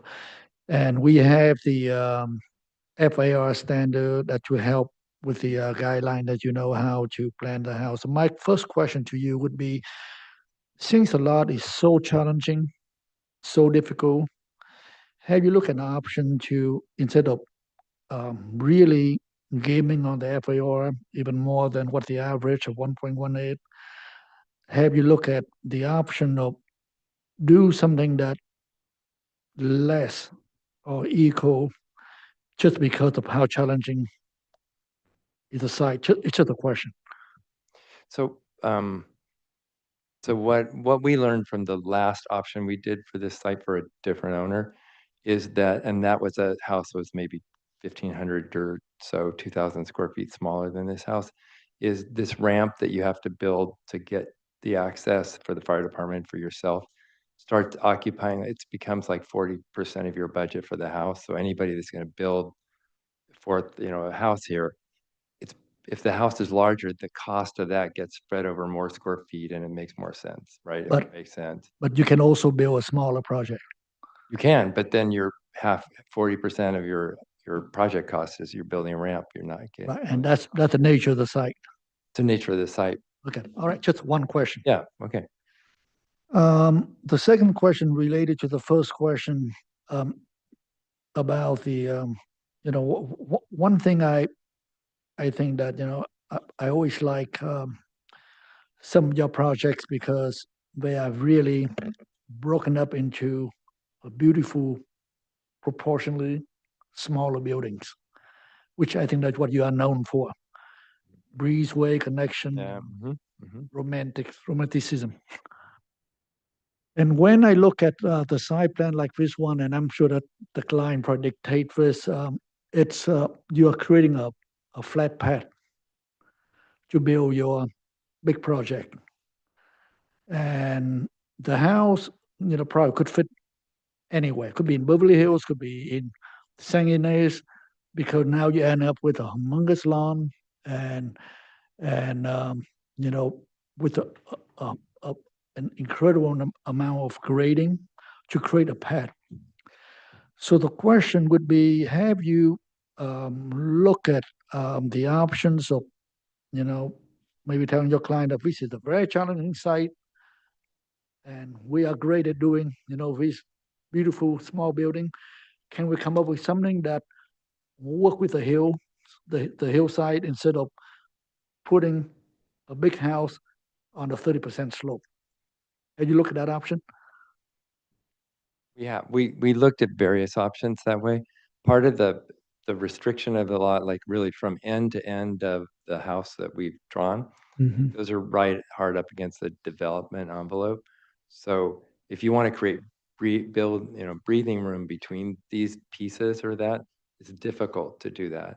And the other thing is, it seems big, but it's a 6,000 square foot house, which isn't huge. It's a 3-bedroom house with 2 offices. So it's not, I don't feel like we're shoehorning a huge house here, it's just the things that are required. So, but I hear you on that. It's just one of those things. We also looked at varying heights. Do we end up, does the bedroom stick down 3 or 4 feet? Is there some efficiency in doing that? The house completely flat, the interior is flat.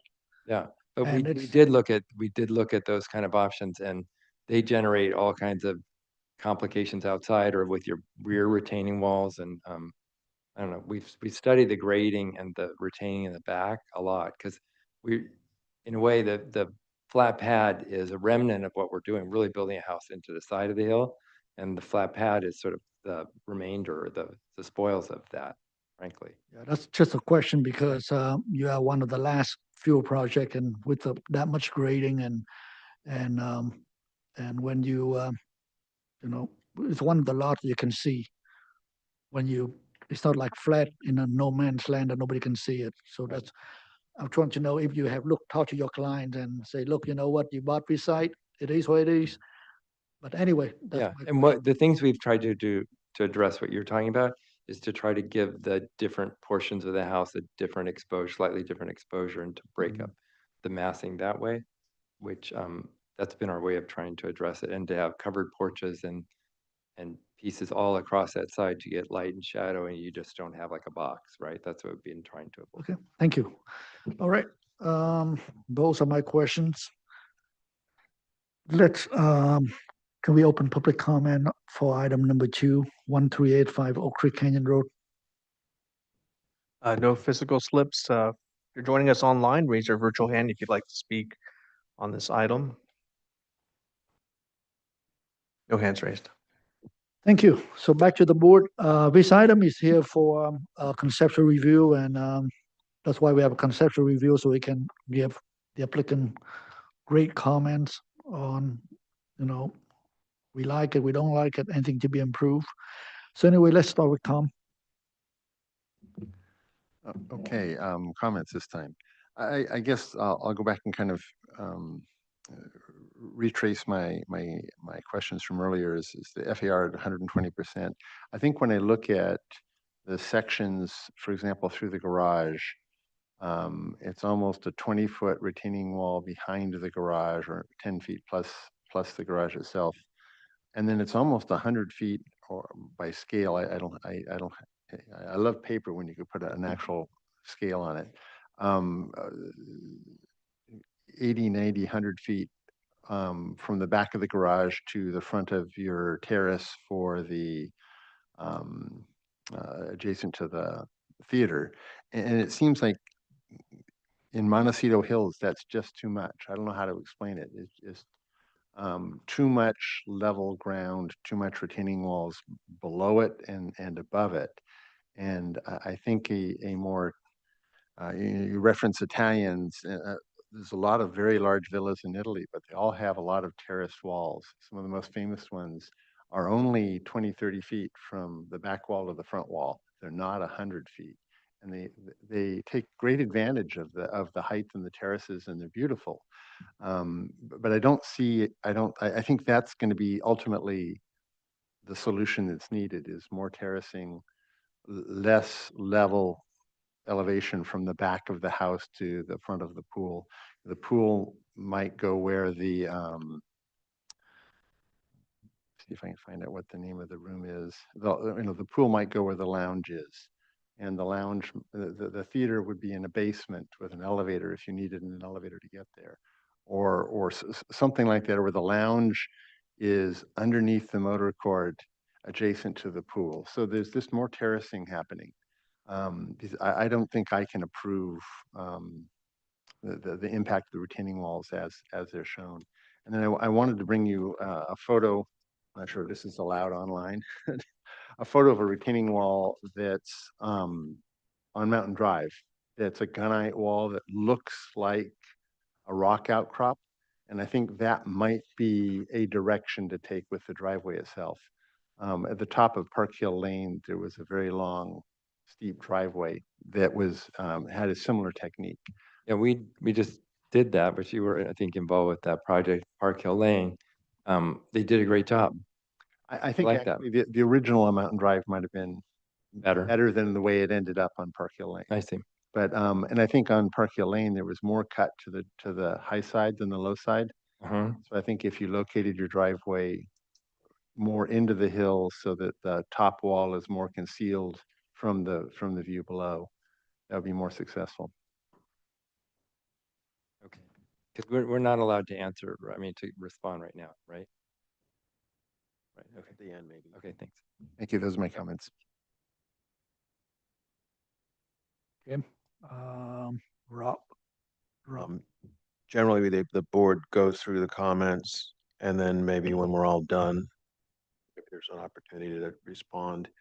I'm reacting, I think, with other people are reacting to, and Tom's, mentioned it is, as I said, I'm very familiar with that site and that whole area up there, and it's like big rock outcrops, lots of rock, and so what? I mean, so your architecture and your concept sketches are really nice, and so, I mean, there's no question that you could execute, the detail that's needed and the Tuscan villa and all that kind of stuff. But what this site is that this house needs to grow out of that site.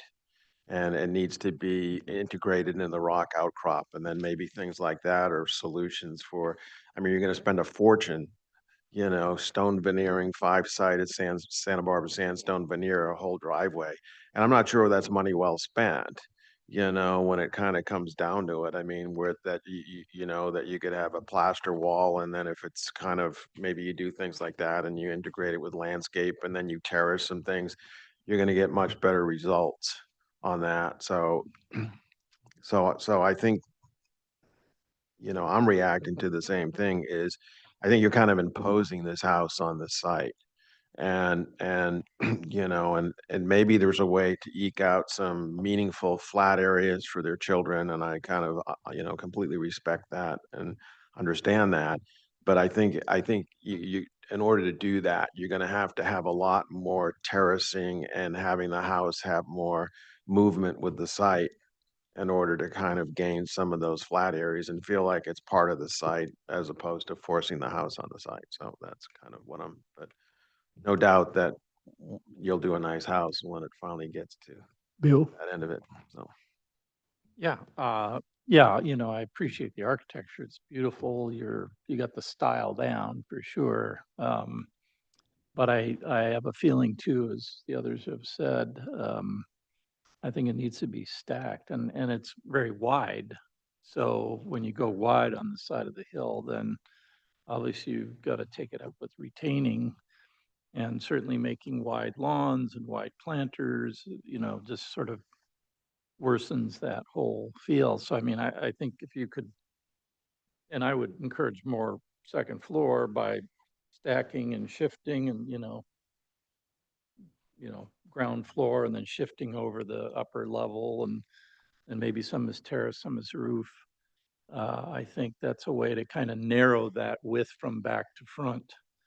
I think is what Tom was mentioning too. And certainly the road is challenging, right? You got this steep thing you got to try and figure. And so I think some of the treatments, whether it's a wall that looks like rock or the bottom part is actual boulders, and the face is coming out of the stone, and maybe doing more cut and less fill on the road. Um, I just think that it's going to feel a little better. It's a little imposing right now. It's kind of pushing out, great architectural style. Just it's a little out there in the face, and it's a retaining wall. It's a exercise in retaining wall. So if you can eliminate or reduce those down to something that could be rock stack walls with planting in them, then you're a win-win. So those are my comments. Okay. Robert? Yes, extremely difficult site. That driveway is gnarly. I mean, not quite sure how to rectify that, but does seem to be a flat lot house on an extreme sloping site, which is why I think everyone's talking about terracing. And I've seen these villas where the pools are extremely close to the house, and then say that yard could be several feet lower, or vice versa. I mean, again, I'm concerned about the square footage. I'm not sure if we've approved something, at least for Montecito, over 110. You do have a neighborhood compatibility study, which boosts your case, but this is a very difficult lot, and maybe the house just doesn't have to be quite as large.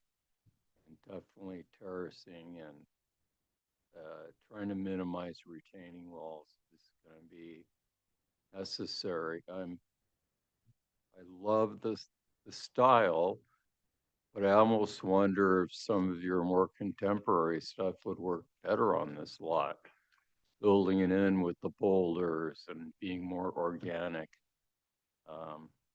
Anyway, those are subjective thoughts. in some regards, but yes, that's it for my comments. Stacy? I mean, I'm just going to reiterate everything that the rest of the board has said. I do think that the cuts are just so dramatic that you're really, even from the roads below, you're going to see that back wall for the driveway. And I know you mentioned doing planting to soften it, and I think it needs that, but I don't think you can successfully plant in front of that large of a cut without additional terracing and retaining walls because it's so rocky. It's going to be a challenge to really plant outside of the lines on this lot as it is, and that you have to take that into consideration. But I also, too, I feel like there's just one large landscape room in front of the house that I would love to see broken into smaller, more charming rooms that terrace down the hillside to help give you that effect that I think the house merits. I think the architecture merits that. I think it's lovely architecture. And I think if it was broken and terraced and reduced to different levels, I think it would fit into the landscape so much more and have a far greater appeal. I think you heard from everyone, and I just want to sum it up. I really don't think this board had the appetite to approve a lawn like that on the site like this. I'm not even sure, can you have enough water to do a lawn like that on the site like this? So that's another issue about the landscape plan. You need to check on that before you go too far. And with that much grading, it just, yeah, it's there's nothing wrong with the architecture. I think that you can make it beautiful to go with the hillside. And if you can do that, then, the FAR can be resolved by itself because, we are willing to work with the applicants if we feel like, well, the house might be a little big, but the way we're designing it, it blend beautiful into the hill, and that's great. That's what we are looking for. But to be completely a flat lawn like that, it's a problem for the board, and it will be a problem for you to talk to your clients. That's really coming down to that. I'm sure you can do it. I've seen your work, and I'm sure you can make it wonderful. So you would like to come back, when you have a further study the site, and then. Okay, well, appreciate the beautiful work. Okay. Yeah. Thank you. And when we can, I will say one thing about the downhill side landscaping. It is the aspect that allows us to not haul off a bunch of soil. So, because we're able to use the backfill there. But I get what you guys are saying about scale, and I think even sort of complexity on that side that would give it variation and the rest. So I do understand. But that's kind of what the original thought was: do the house parallel to the contours, because that's always kind of less grading, and then try to keep the soil on site. So Yeah, the house very wide, very long, very flat. You're the master at making them disappearing into the site. So all right. we're looking forward to see something. Thank you. All right, thank you. Okay. Thank you. Okay, move on to item number 3, 1175 East Mountain Drive. Or that will come back for further conception.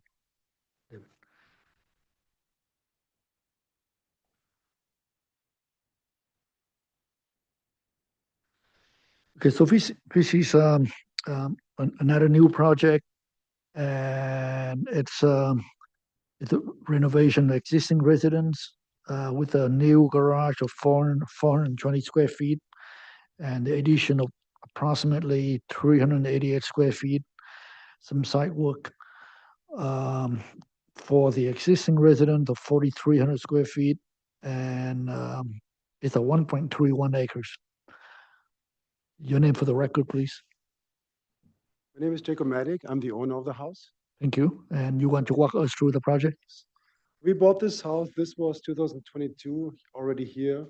And we bought the house from the previous owners. And we scaled down the scope of work. We go on the page SP1, the site plan. Yeah, so we're adding the garage on the front to get more space for the kitchen. And the previous project, which was approved had like some additions on the backside. We cut that all down and we're adding a pool and the garage on the front. We already had it approved by the fire department. They signed off on the accessibility. And yeah, so this is the biggest addition, then the regular interior remodel, doors and windows.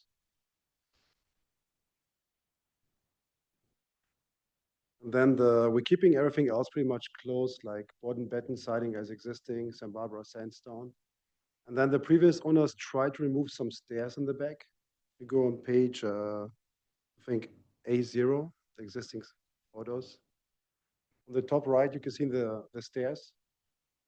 The whole post-Hazelton report to remove those stairs before, but we're keeping those stairs.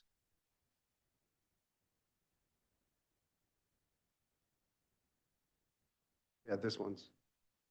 Okay. Can you go through maybe the floor plans elevation? On the elevations, if you can start at 801, the neighborhood analysis, just maybe for the finishes. A01. One more. Okay, okay. So that's a floor plan. So we're adding, this is a demolition floor plan. If you go one more. One more. This one, yeah.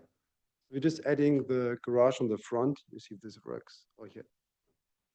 So this is the new garage. And so the garage just moves out to the front. And then we're having the kitchen, the backside. Everything else stays the same. The master bathroom stays the same. And it's just like this garage in the front. The front entrance stays the same. There's no changes on that. The footprint stays basically the same, just the front of the garage gets added or pushed out. Elevation. Elevations are on A5. Yeah. That's the existing, new elevation. Those are the new ones, the proposed elevations. Everything stays the same stucco, the board and batten style. Just adding on the front, it's a sandstone wall, and then white stucco, and yeah, then a metal flat roof. Besides the neighborhood, there's some pictures. Most of them are using a sandstone, metal seamed roof, and white stucco, so we stick to the same concept like the house is right now. There's no major changes on the how it looks. On A7, there's a material. Oh yeah, this is the front. You can see the front. And the back says all original Santa Barbara sandstone. Keeping it pretty simple. So you're changing, you're adding a garage, you're changing all the finishes, the roofing, Yeah, new roof, standing seam metal roof. and you have the material board. Yes, it's on A7. Yeah. So they use the Santa Barbara sandstone and the white stucco, and then the board and batten and the black metal standing seam roof. Okay. You have an FAR. Yes, it's on the first page.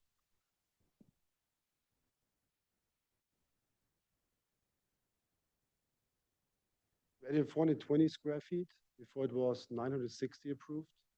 We're just like cutting all the rear additions out, just on the front. All right. Are you done? Yeah, that just there should be numbers in there. Huh? There should be the number should be in there and Yeah, we saw that. oh, okay. Thank you. Okay, so just by the way, it's very confusing when you orientate the site plan one way and the floor plan the other way.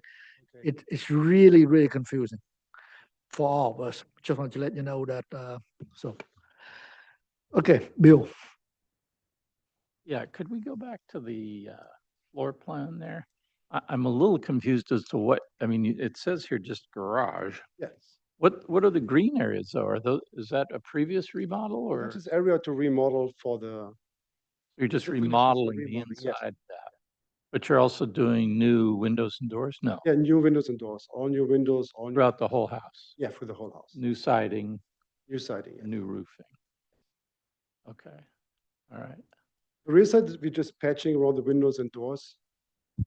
Only changing the front, it says board and batten front, we're doing the St. Barbara sandstone. And the deck, is that new too? Yeah, the deck is new too. Okay. Go to the elevations real quick too, just to. New. Okay, there. Okay. So, all right.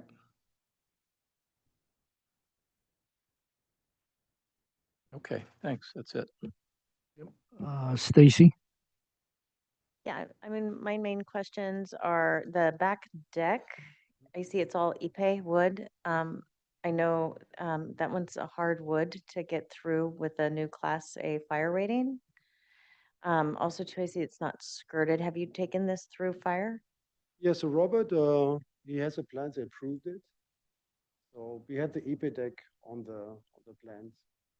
Okay, but you haven't built it yet, correct? No. No. So it probably has to go through the newest updated fire treatments for that.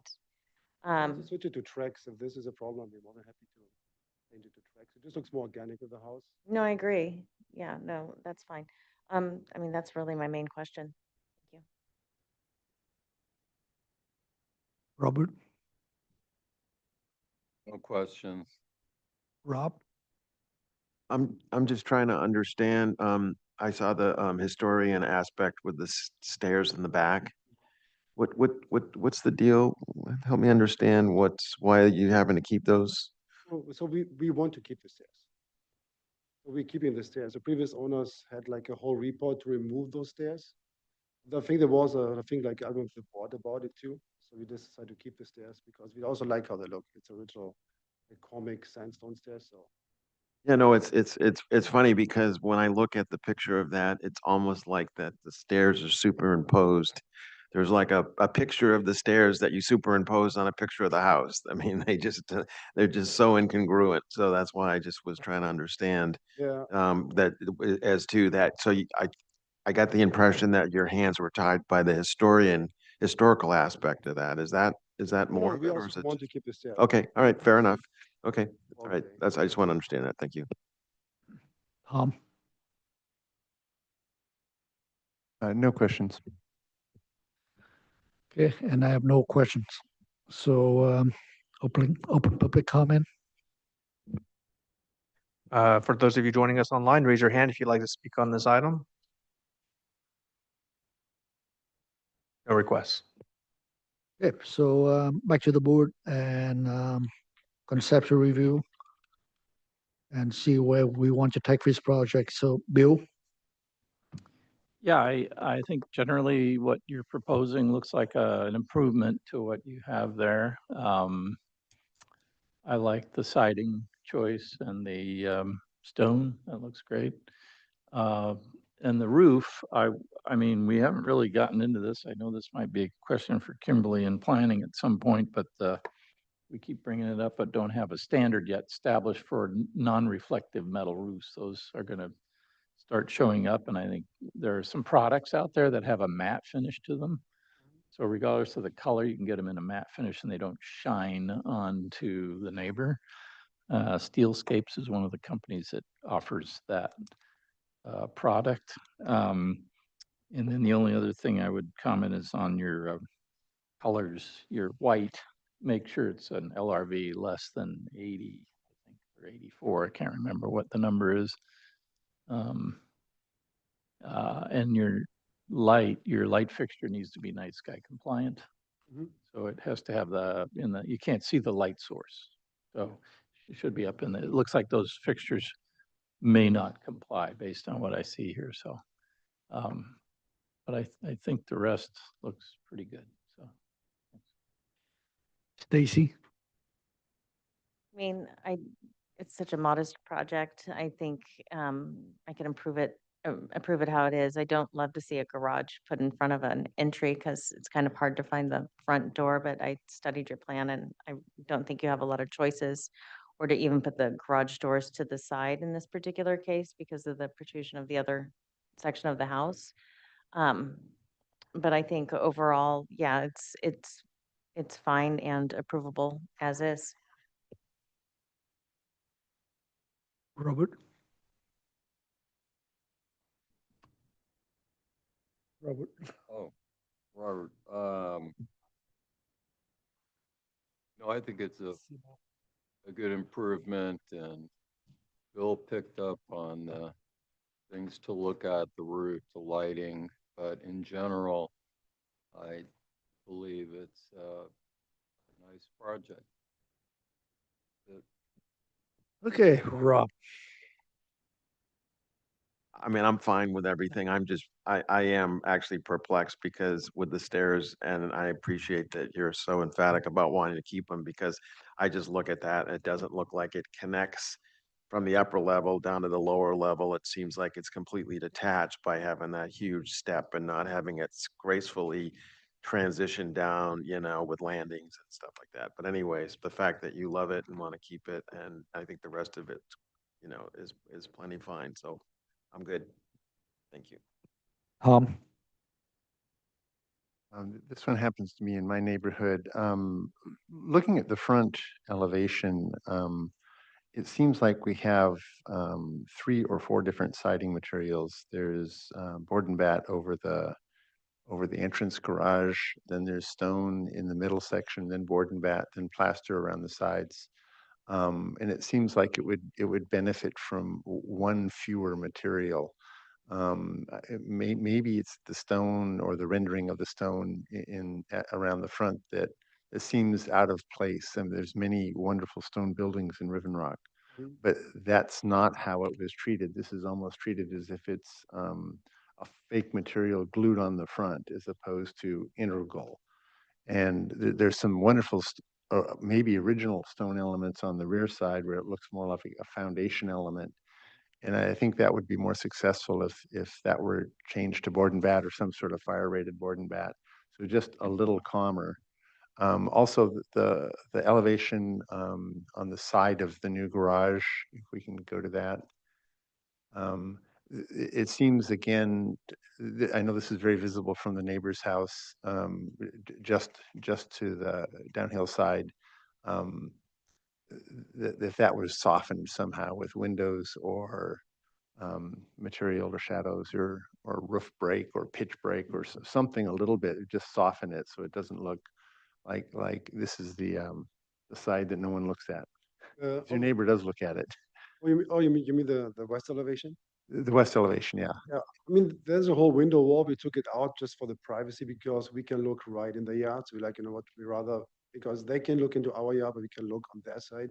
Right. Even like there used to be like whole window wall. We took it out and give it more privacy. So my thought is just some sort of fenestration so it doesn't look like it was just a straight wall for 60 feet long and 20 feet high. Articulate it if you could in a way that even if the garage was offset a foot or 2 here or there, or you created a courtyard in the front and the garage was somehow manipulated so it doesn't look like it's a long straight line, I think it would be more successful. That's all. Thank you. All right. And I have nothing else to add. So would you like to have this project back to consent for preliminary and final?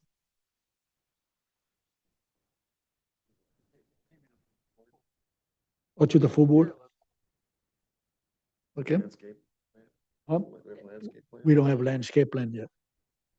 There's a landscape plan. Where's mine?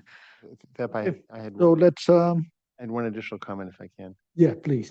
I noticed on the elevations that you have a lot of light fixtures, kind of 2 on each corner, and I think you need to eliminate half of those, or 2/3 of them, and so it makes sense as opposed to just both sides of every single window of every single opening of every single corner.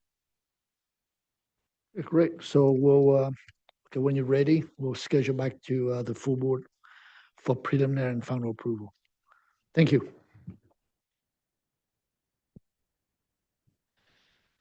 All right, we move on to item 4 has been continued. So we are to the last item, 1885 Jalinda. And this is the new item for conceptual review, interior exterior renovation of the existing residence and pool house, relocation of the existing driveway, relocation of the existing pool, new cover patio, and associate landscape. And the existing residence is 11,421 square feet with 944 square feet of garage. And the project will require 1,035 cubic yards of cut and about 1,044 cubic yards of fill. And the site is 1.77 acres in the Innisbrook area. Okay, your name for the record? Dan Weber. Welcome. Joe Bavona? What's your name? Joe Bavona? Yep. Alexandra Marcella. All right. All yours. All right, thank you. So Dan Weber, Anacapa Architecture. This is a really exciting project. I'm excited to show it to you. I think you're gonna love it. We're in this case, we're the architect of record, and Joe and Lex from Nainoa are the design architects as well as the landscape architects. So they're going to be presenting the design. We're performing a supporting role in this case. Also on our team, we've got Brian Banks, who couldn't be here today, but we're working with him on all the due diligence and planning processing and analysis. Quick intro on where we're at. This is the first time that IMBAR has seen the project. We're at a conceptual level right now.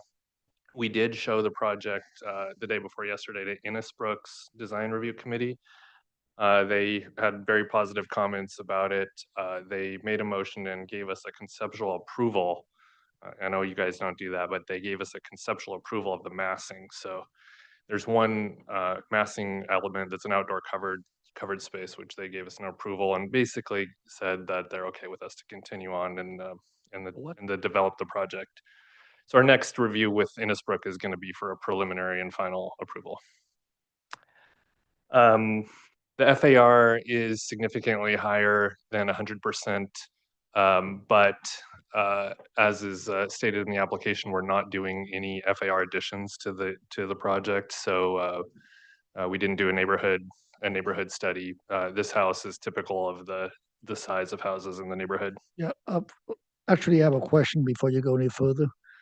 The 197 FAR is the existing FAR, but you're also enclosing. You're completely changing the back. You're enclosing another big room in the back. Covered outdoor space. Yeah, but it seemed like on the plan you showed doors and windows in it. Not intended to be windows, and Joe will make that clear as he shows you. Yeah, because and how deep is that room?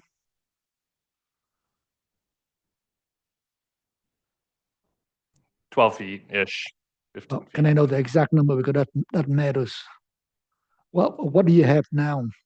Can you show us exactly how deep is the room as the way it's drawn right now? Yeah. Can you go to that floor plan real quick? We'll let Joe. I'll hand it over to Joe, and he'll go through that presentation for you. Yeah. The reason I want to ask you that, because it's affecting your presentation.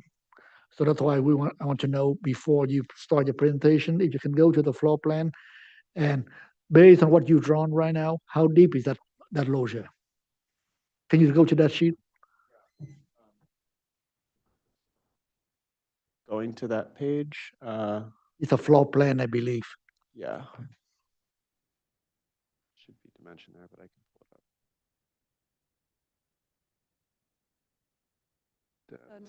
try to pull that up too.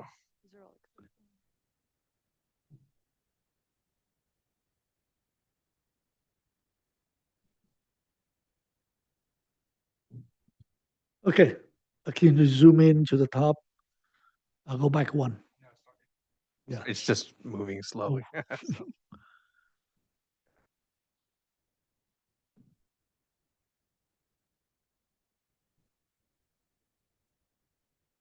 All right. Yeah, the reason I'm asking, because I see all the doors and windows on that. That's why I'm asking you. So how deep is that room? It looks like it's about 17 feet. Am I right? about right. I'm gonna verify it right now.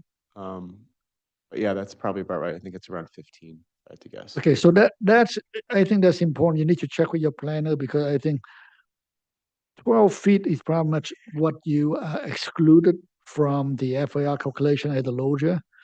Anything more than that, it had to be added to. That's why I want to ask you before you go into your presentation. So See. technically, you could have changed your FAR calculation from 197 to 205 or 220. That's why I want to clarify that. Appreciate that tip. We'll review that with Brian. And make sure that next time we come back to you that we've got some real good clarity on that. Our intent, of course, given the current size, is to not increase the FAR. So we are carefully going to make sure the project is tuned to meet that standard. Before I hand this over, we have not submitted a CDP application yet. That's going to be forthcoming in the next month or two. And looking forward for your comments. The result we're hoping for today is that we get comments from you and you continue us on to a preliminary review after we've gotten our CDP application in the door.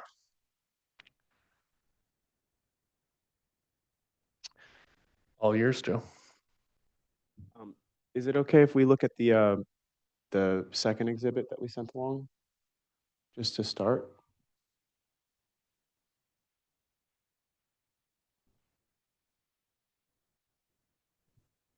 Great, thank you. So, there you go. We have our existing and proposed plans there. Primarily what we're talking about doing is relocating the entrance to the driveway, relocating the pool, the addition of the outdoor covered area outside of the back of the house, again, just to help diminish the scale, the architectural presence of the back.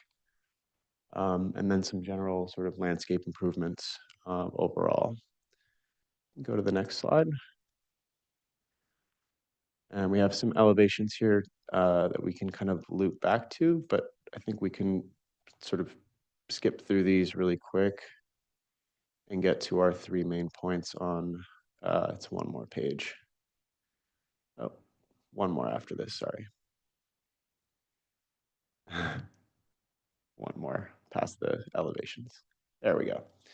So there's three main things that we were, sought to resolve here. The first was safety. So that relates to the location of the driveway. As you can see right now, the slope is very steep. It's at like a 1-to-4, and it's curved off of Jalinda. So when you're actually in a car, you can't see past the hood. It presents like a real danger for anyone with pets or children. So by relocating the driveway off of Penny Lane, we were able to make that slope much shallower and straighter to, lengthen the sort of degree of visibility so you could see a child or dog. That was one of the moves that we made there. If you go to the next slide, we just have some 3D views to give you a sense of what that, what degree of visibility you actually have. And again, just by lengthening it and making that shallower, it just becomes a much safer condition. If you go to the next slide, similar sort of principle with the pool. The issue right now is because the pool is at the level of the basement, from the main floor of the living space in the house, you actually can't see the pool, which is a real concern for our client. And so what we have proposed doing is actually raising the grade where that current pool is and pushing the pool out, which not only makes the pool more visible from all these different points on the site, but it also, I think, affords the opportunity to use the topography to actually mitigate the perceived height of the building such that it feels much more integrated. And you'll see that in a couple slides as well. You can move forward one. Thank you. So this again just communicates that this is from right outside of the main living room, and this is the most visible you would ever be able to see the existing pool. And you could see even here, it's you just can't see it. So by shifting it back, I think it would just offer a peace of mind to our clients. you go to the next slide. And then, as I mentioned, the approach with the backyard was that rather than having this sort of two-story structure within a very large, sort of grand staircase, we would like to raise the grade there and ease all of that. And that is, I think, greatly helped by the fact that we're actually going to be cutting in the front in order to make up, in order to get the driveway in there. So it ends up being a cut fill balance. There's no need to bring any additional soil onto the site. And then, as you can see, the sort of vertical presence, the vertical architectural presence of the back of the house has been greatly diminished. Next slide. And I think that perhaps what you were maybe alluding to, and I understand the question about the depth, we'll certainly look into that. We can make that skinnier, or I should say less deep.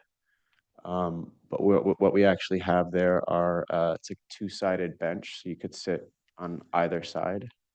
And the goal was to sort of create something that had a sort of finer texture to it, a bit of a sort of lattice type of structure, just to help lighten the building, give it this sense of air and laciness.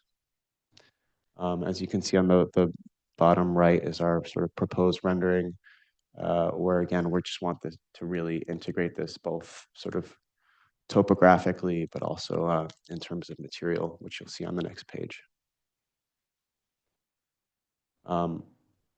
Right now the house, I would say, is quite, it's traditional, but I think we actually want to take it a step further and make it feel a little bit even more so, integrating more of the Santa Barbara sandstone, more wood elements. We know that there are definitely, concerns around the fire that we'll certainly work with on that. But overall, kind of offering this a vernacular that just seems more appropriate for this place, this very specific place. You can go to the next slide. That's a view of existing and proposed conditions. Again, just hopefully softened and the architecture feeling, especially from the sort of south side of Penny Lane as you're looking back up at the house. We think that this has really helped make the house actually look smaller. And next slide, please. And with regard to planting, right now it's primarily, I would say, monocultural in nature. There's a lot of lawn, and where we don't have lawn, there's some tall grasses, but not horribly biologically diverse. And so we've reduced the lawn by less than half, greatly cutting back on the amount of water that we would need. And we've added significant canopy trees just for, again, additional sort of biodiversity and shade. With that in mind, the other thing that we haven't really quite gotten into yet, but we do plan on,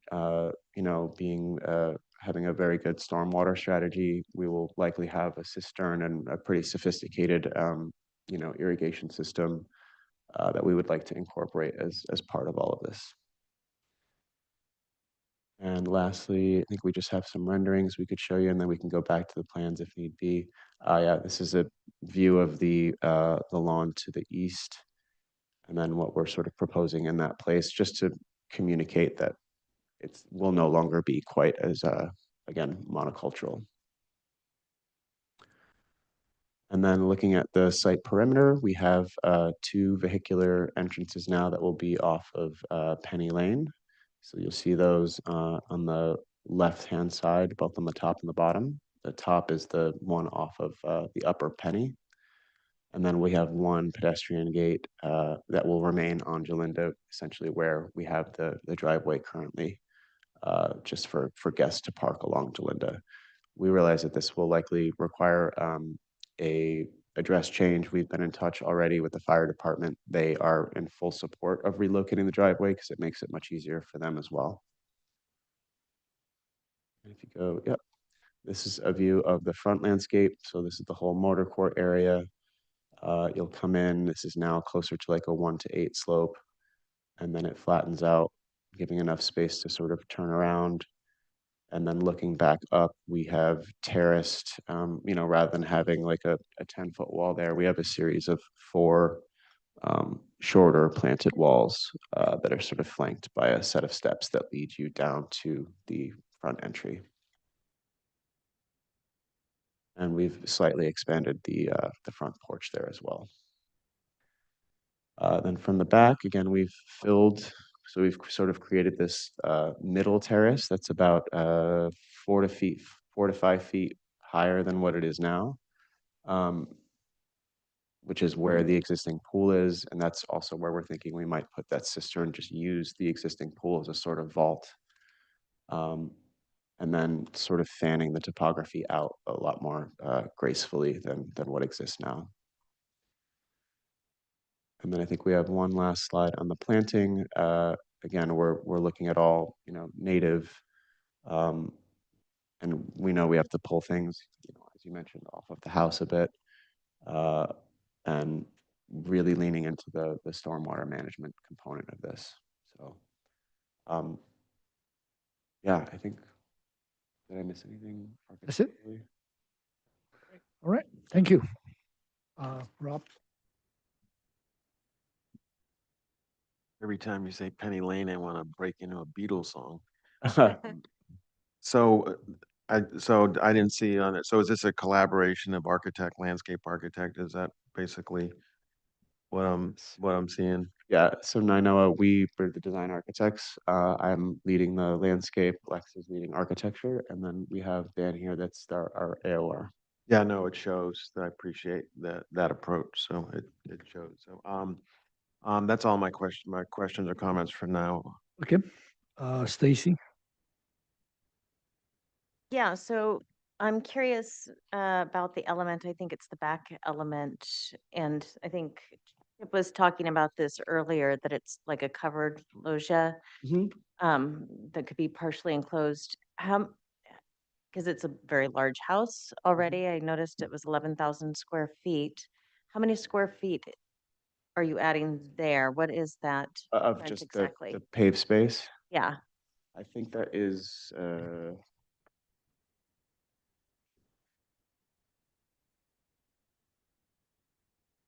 give me one moment, I'm sorry. The net add I don't have offhand, but I can tell you that that space is roughly about 1,100 square feet. That's great. 1,100? And how about that area above the parking? What is happening there? It looks like an orchard maybe, or, Oh, yep. all right. There's an and existing, Looks like you are keeping some of the existing planters that are going down to the new pool. Did you explore, since you're doing so much, maybe doing something a little more organic in keeping with the rest of the site, since you're doing so much work? I'm pushing for it. Okay. And then is it all natural meadows that I see then, or are these lawns? What are you envisioning? It looks like an all native plant palette, or Yeah, so what? we have there's a small play lawn that's located to the east, which is off of the sort of family wing. We have a much smaller lawn right by the pool, and then largely everything else is either like an oak chaparral typology or a coastal sage scrub. And are we preserving anything from the previous site? Like, Yes, there aren't many trees on the site. We're keeping those. The planting in the front, we would likely supplement, although those are just grasses. The vegetable garden was something that our client did want to keep. That's what you had just mentioned, and possibly changing. I would agree at this point, why not? And then the perimeter edge planting is not super healthy. It just doesn't feel quite robust. So and then also the architecture, how about the tower element? I noticed that you're keeping that. What function does it serve?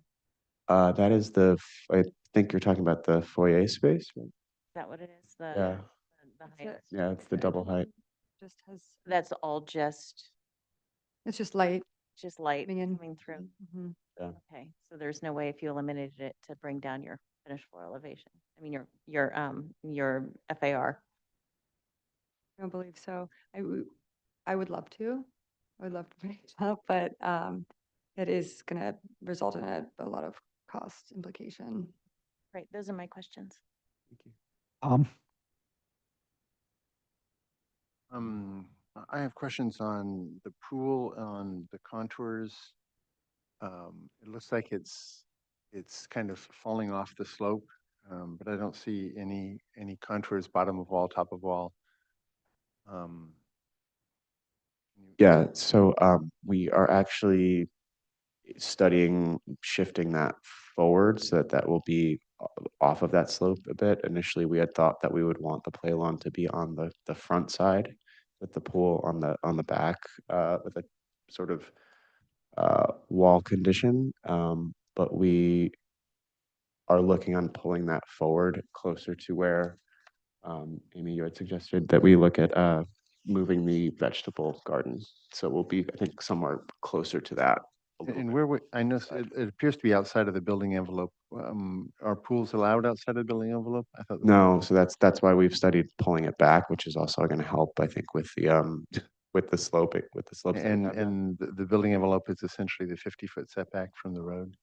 Yeah, what's tricky about this is that we have two front setbacks, which is why it's pushed so far forward. But what was I gonna say about the pool?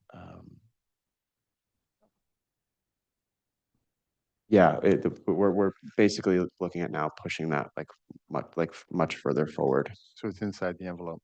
Correct. And then there's a roof on your new outside space you're adding. It's fully roofed. We have skylights, and then the inside, or I should say like the sort of boundary of it. There's a second floor terrace from the primary wing that we've expanded just slightly, but it's already existing. It's not an open arbor. It's got a roofed. It's a roof space. Okay, On the thank you. first Those are level. my only questions. Bill, Is that arbor, is it enclosed with glass? No, It looks like there's very thin mullions or something there. Is that just some kind of a steel frame or something? Or? It's open air, and we have, you could see that they're sort of holding up suspended benches. You could sit on either side. Oh. And the goal there again was to add a sort of like laciness kind of quality to the facade, to keep it light. We just didn't want the existing condition of the building feeling so heavy. There's kind of like a sister smaller version at the front. It's Mhm. also open with the same like benches kind of, so you can watch the kids easily. And are your windows, do they have divided lights in them or not? I can't see, they're dark. Sorry, which windows? Any of the windows, the new proposed, like on that elevation there, are there divided lights in them? They're not, they're just a single light, right? Correct. No small mullions or. Right. Correct. Okay. And what would you describe the style you're trying to achieve here, where you're going from and to? I mean, what would you describe the style? Is it more of a contemporary take on something? I think we're trying to actually incorporate more with the Montecito language. I think the original feels a little bit more developer-y and traditional versus what we're trying to bring it a little bit closer to traditional Montecito.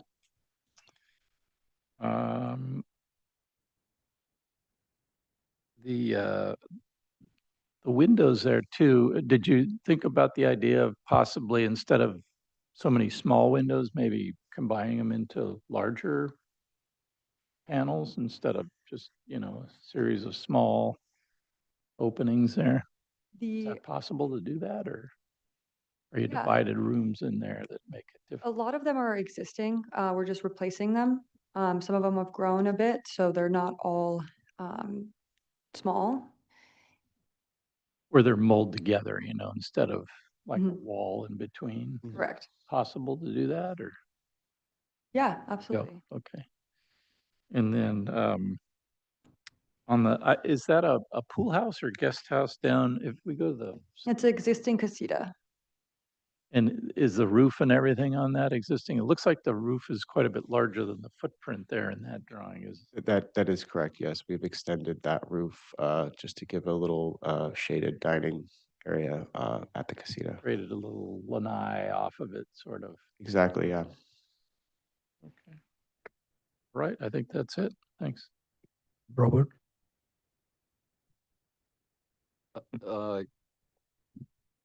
Please explain the two driveways and the entry experience. I don't know if I missed something.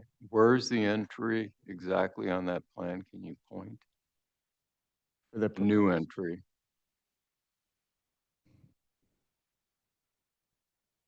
The proposed condition? Yes, the proposed. It's like the upper right. Yeah. Yeah. Thank you. No, I'm talking about to the house, Yeah, that's to the house, the upper one, the front door. the upper entrance. That's right. Yep. But it's Correct. okay, so it's in the same spot. Yes. Oh, okay. And is it necessary to have two drives then?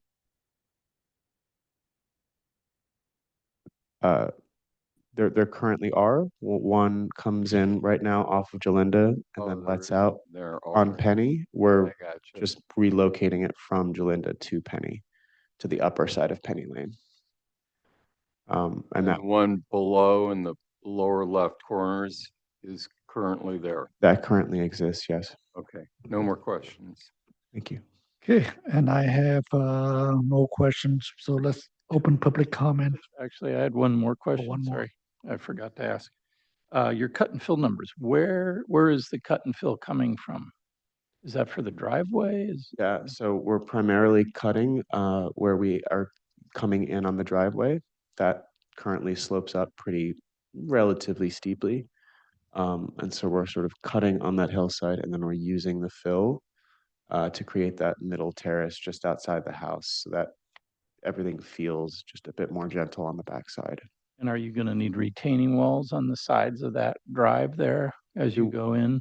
We will need retaining walls in the driveway and as I mentioned earlier, rather than doing like a singular 8 or 10-foot wall, we've broken that into like, 2-foot walls that are sort of planted terraces so that when you're looking back up, you don't even really see them. Okay, all right. Sorry, it's hard to point to this. So actually, Robert brought up a point about the two drives. It kind of begs the question, if you're now coming in and having a new sense of arrival, why not abandon kind of the other drive and incorporate part of that back into the landscape, into the garden, into the yard? Why do you need both? We've met with fire. I think they really like Of course they do. But I mean, but why not if you have a turnaround in there? Yeah. From a programmatic perspective, the client likes the idea that the residents use the upper Penny entrance, and we actually have a set of like proposed bollards that happen sort of right past the front door, and then another set of bollards at the bottom of the hill, and that is intended to be for service and deliveries.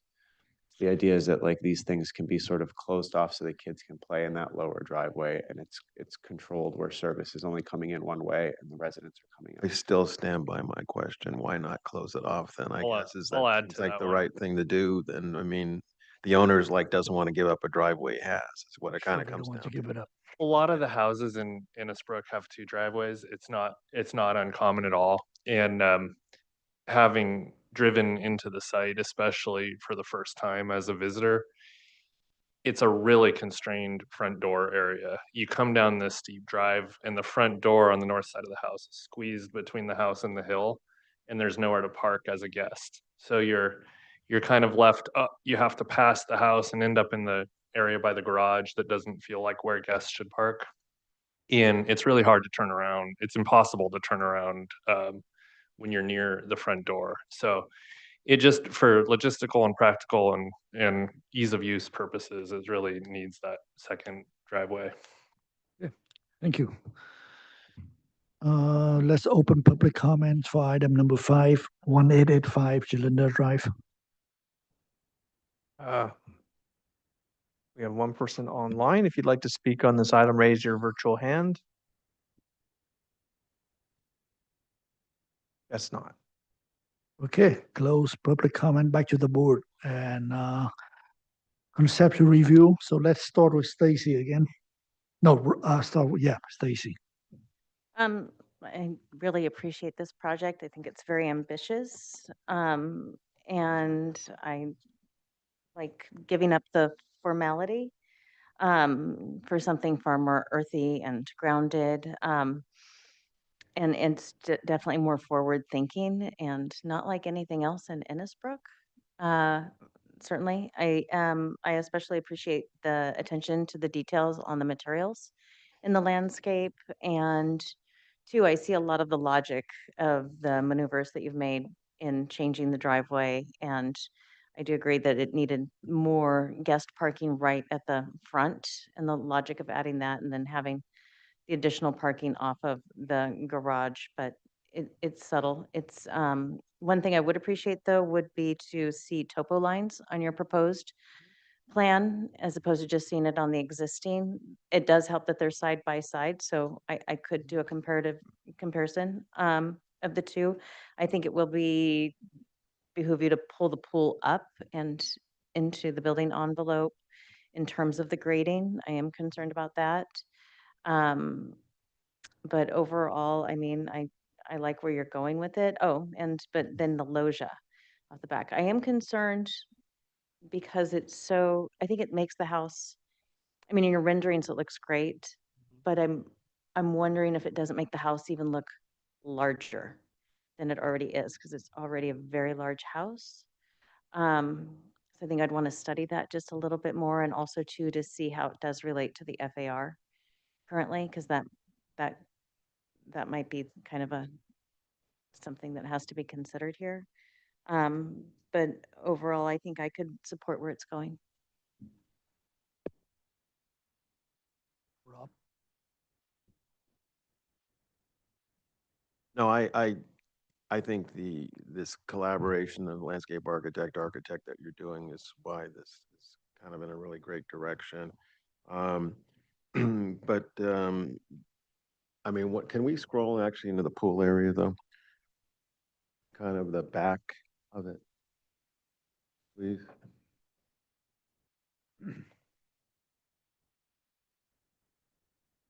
I'm sorry, the plan view of it. Sorry, you had the plan up. I just wanted to kind of zero in on it, get a little closer. You had it up. It was the plan Yeah, view of the the first site. page. That one, There you yeah. go. If you can you zoom in on that kind of back area, please? Yeah, I mean, clearly you folks have a good handle on playing with geometry. I almost, to some extent, I think it has a notion of being a little too busy and a little too cluttered. I think you could simplify some of that. I mean, I love the playfulness of how you kind of all the geometry kind of comes together and works. It makes a lot of sense. But it's when I look at some of the areas, there's like extra paths and things that are happening there. I think you could simplify and would be kind of more successful, is my take on it. And then this comes from being around long enough as a landscape architect where, the plant choices that the other landscape architects before you were Raphael Epis and Agapanthus. And so, so now there's this kind of evolution towards all natives. And I think people came to Santa Barbara because of this subtropical quality, and I think people still come to that. And I think projects like natives don't stand the test of time. So they're great kind of on the perimeter and all that, but I think there's some really nice drought tolerant ornamentals and more plants that are going to be more successful over a longer period of getting into some of those ornamentals and not kind of relying entirely on natives. It's my take on it. I mean, you do what you want on that, but that's what I've kind of seen play out through the years. So anyways, but you guys, I think it's a really nice project and you're off in a great direction. So thank you. Tom? Um, I'll deal with some questions on I guess the building first. I'm not a great fan of wood fascias. They, in my mind, I don't know what part of historical Montecito you're referencing in those fascias. I think it might be more successful if you went more like a traditional Italianate or exposed rafter, and you could have a nice, wonderful copper gutter to carry some of that mass. But the double wood fascia just seems out of place. Also, I think you had a rendering of some point from the front, and the fascia boards didn't even seem to be in a structural direction. They were just battens almost on the bottom. So they were parallel in one direction and 90 degrees in the other. Again, I think if they were, if they mimicked a real wood structure, then it would be radial on the corners, or at least look as if it was supportive. The arbor in the back, I think, seems to add massing to the building. So I think we should consider it as adding to the FAR, even from a visual point of view. I think it's acceptable if you can landscape it. I also noticed one of the renderings had what looked like a perimeter wall. It's just kind of either with a tight vine, or maybe it's a hedge being rendered. But I was wondering about the height of it. It looks quite tall. I just want to make sure it's not a wall that's tall in itself, whether we're going to read it as a wall. I believe if you go one slide up or two slides up, maybe. I think you're referring, is this the slide you're referring to? Yeah, adjacent to the entry gates, you see it looks like it's Yeah. 8 or 10 feet high. So yes, the hedge we were planning on doing is 8 and the gates were at 6. The vehicular gate was at 6. And what sort of setback from the street? On the view 3, it looks like it's very close to the road, and there's not really landscaping in front of it. View 3. Just as a rule of thumb, if you could have some sort of massing of landscape that helps scale that so it doesn't look like hedgerow. Okay. And then it gives pedestrians an opportunity to step aside, so it ought to be set back 5 or 6 feet from the pavement. So it's not right at the edge. Got it. A lot of people walk this neighborhood, and when cars come zooming along and they have a puppy dog or something, it's nice to just step aside. Those are my only comments.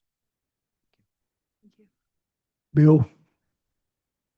Yeah, I think the landscaping looks great, and I like what you're doing there. I think it's a beautiful addition. I think it's very organic, and I like that. I think the detailing of the house, I don't know, David, if we can go to one of the elevations. I think Tom may have hit it. I was sketching something. I think the eaves, just something not quite there yet with it. And I don't know whether it's molded or tails or what, but it seems out of proportion a little bit there. Go back one. Yeah, that's good. And on this particular elevation, traditionally, I'm not sure that the windows, and maybe Tom can support this, is that you'd probably have divided lights in those. I mean, this looks like a contemporization of a house, not necessarily taking it to Spanish or to Santa Barbara. It doesn't say Santa Barbara to me. It seems more contemporary, which is okay. But the windows and the rhythm that happens there seems very busy to that upper floor. It seems like if you can combine some of them, mull them together, make a bigger window instead of 2 little windows or 3. Maybe there's a way to make that sort of proportion feel right. It's just something off about that, and the all railing element there over the lanai that you have in the back might need a little bit of study. So I think it's the details. I think the massing is there. That's okay.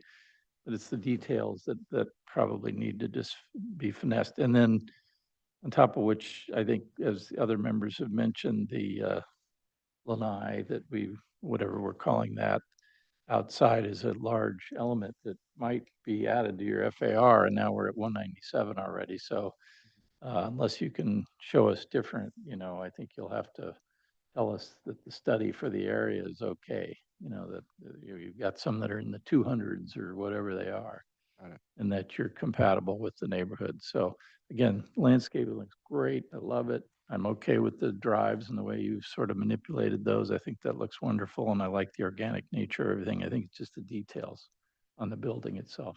So thanks. I'd love if there's an opportunity to speak to that point about the lanai. Robert? Yeah, I agree with all that. The landscaping looks great. I think the direction with proper detailing is going to result in a great house. The lanai, yeah, it does add mass, but it does buffer that two-story element, so I'm okay with that. Only other, again, this house has been an eyesore for many years, and I really appreciate what you guys are doing.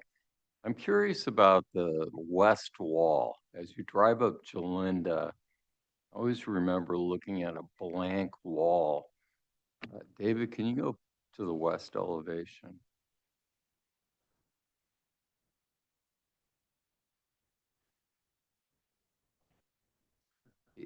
Is there anything we can do with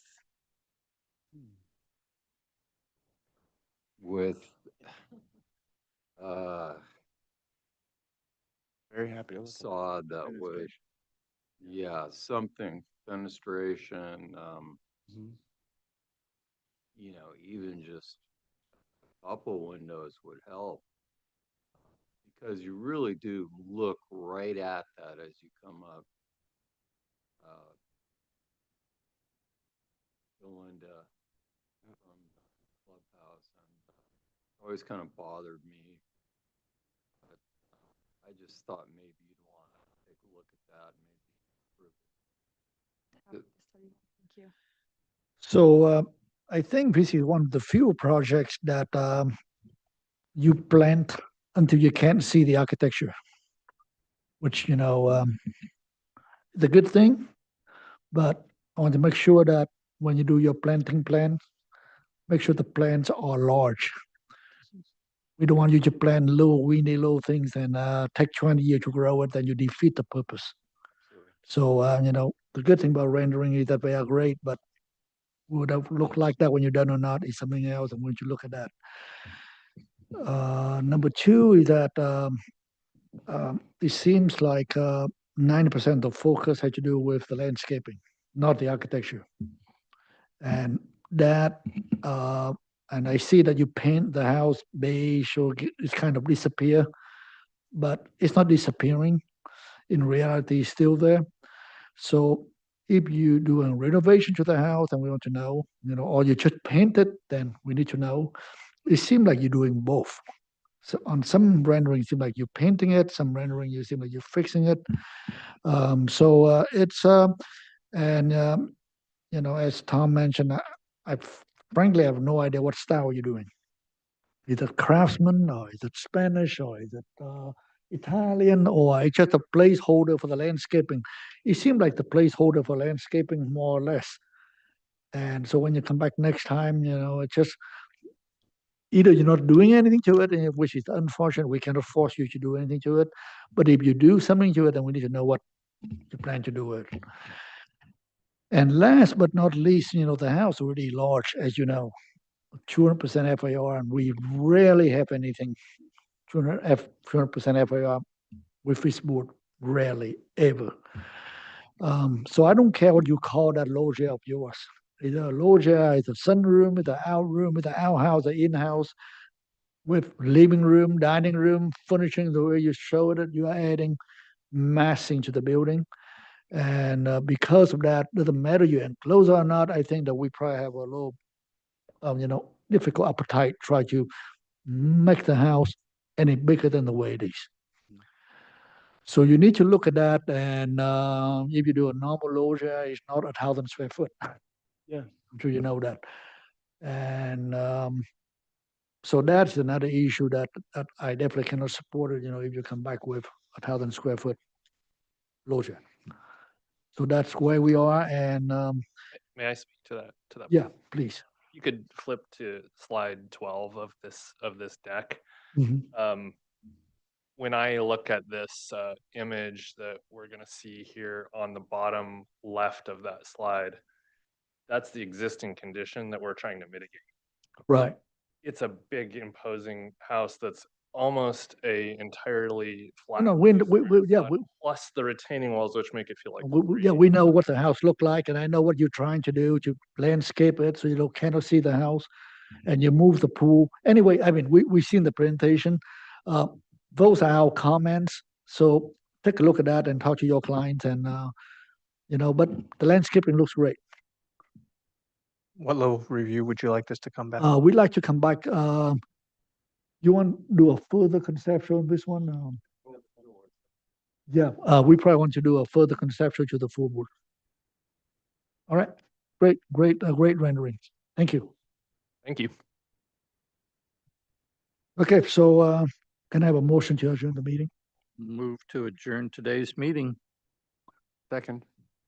All those in favor? Aye. Aye.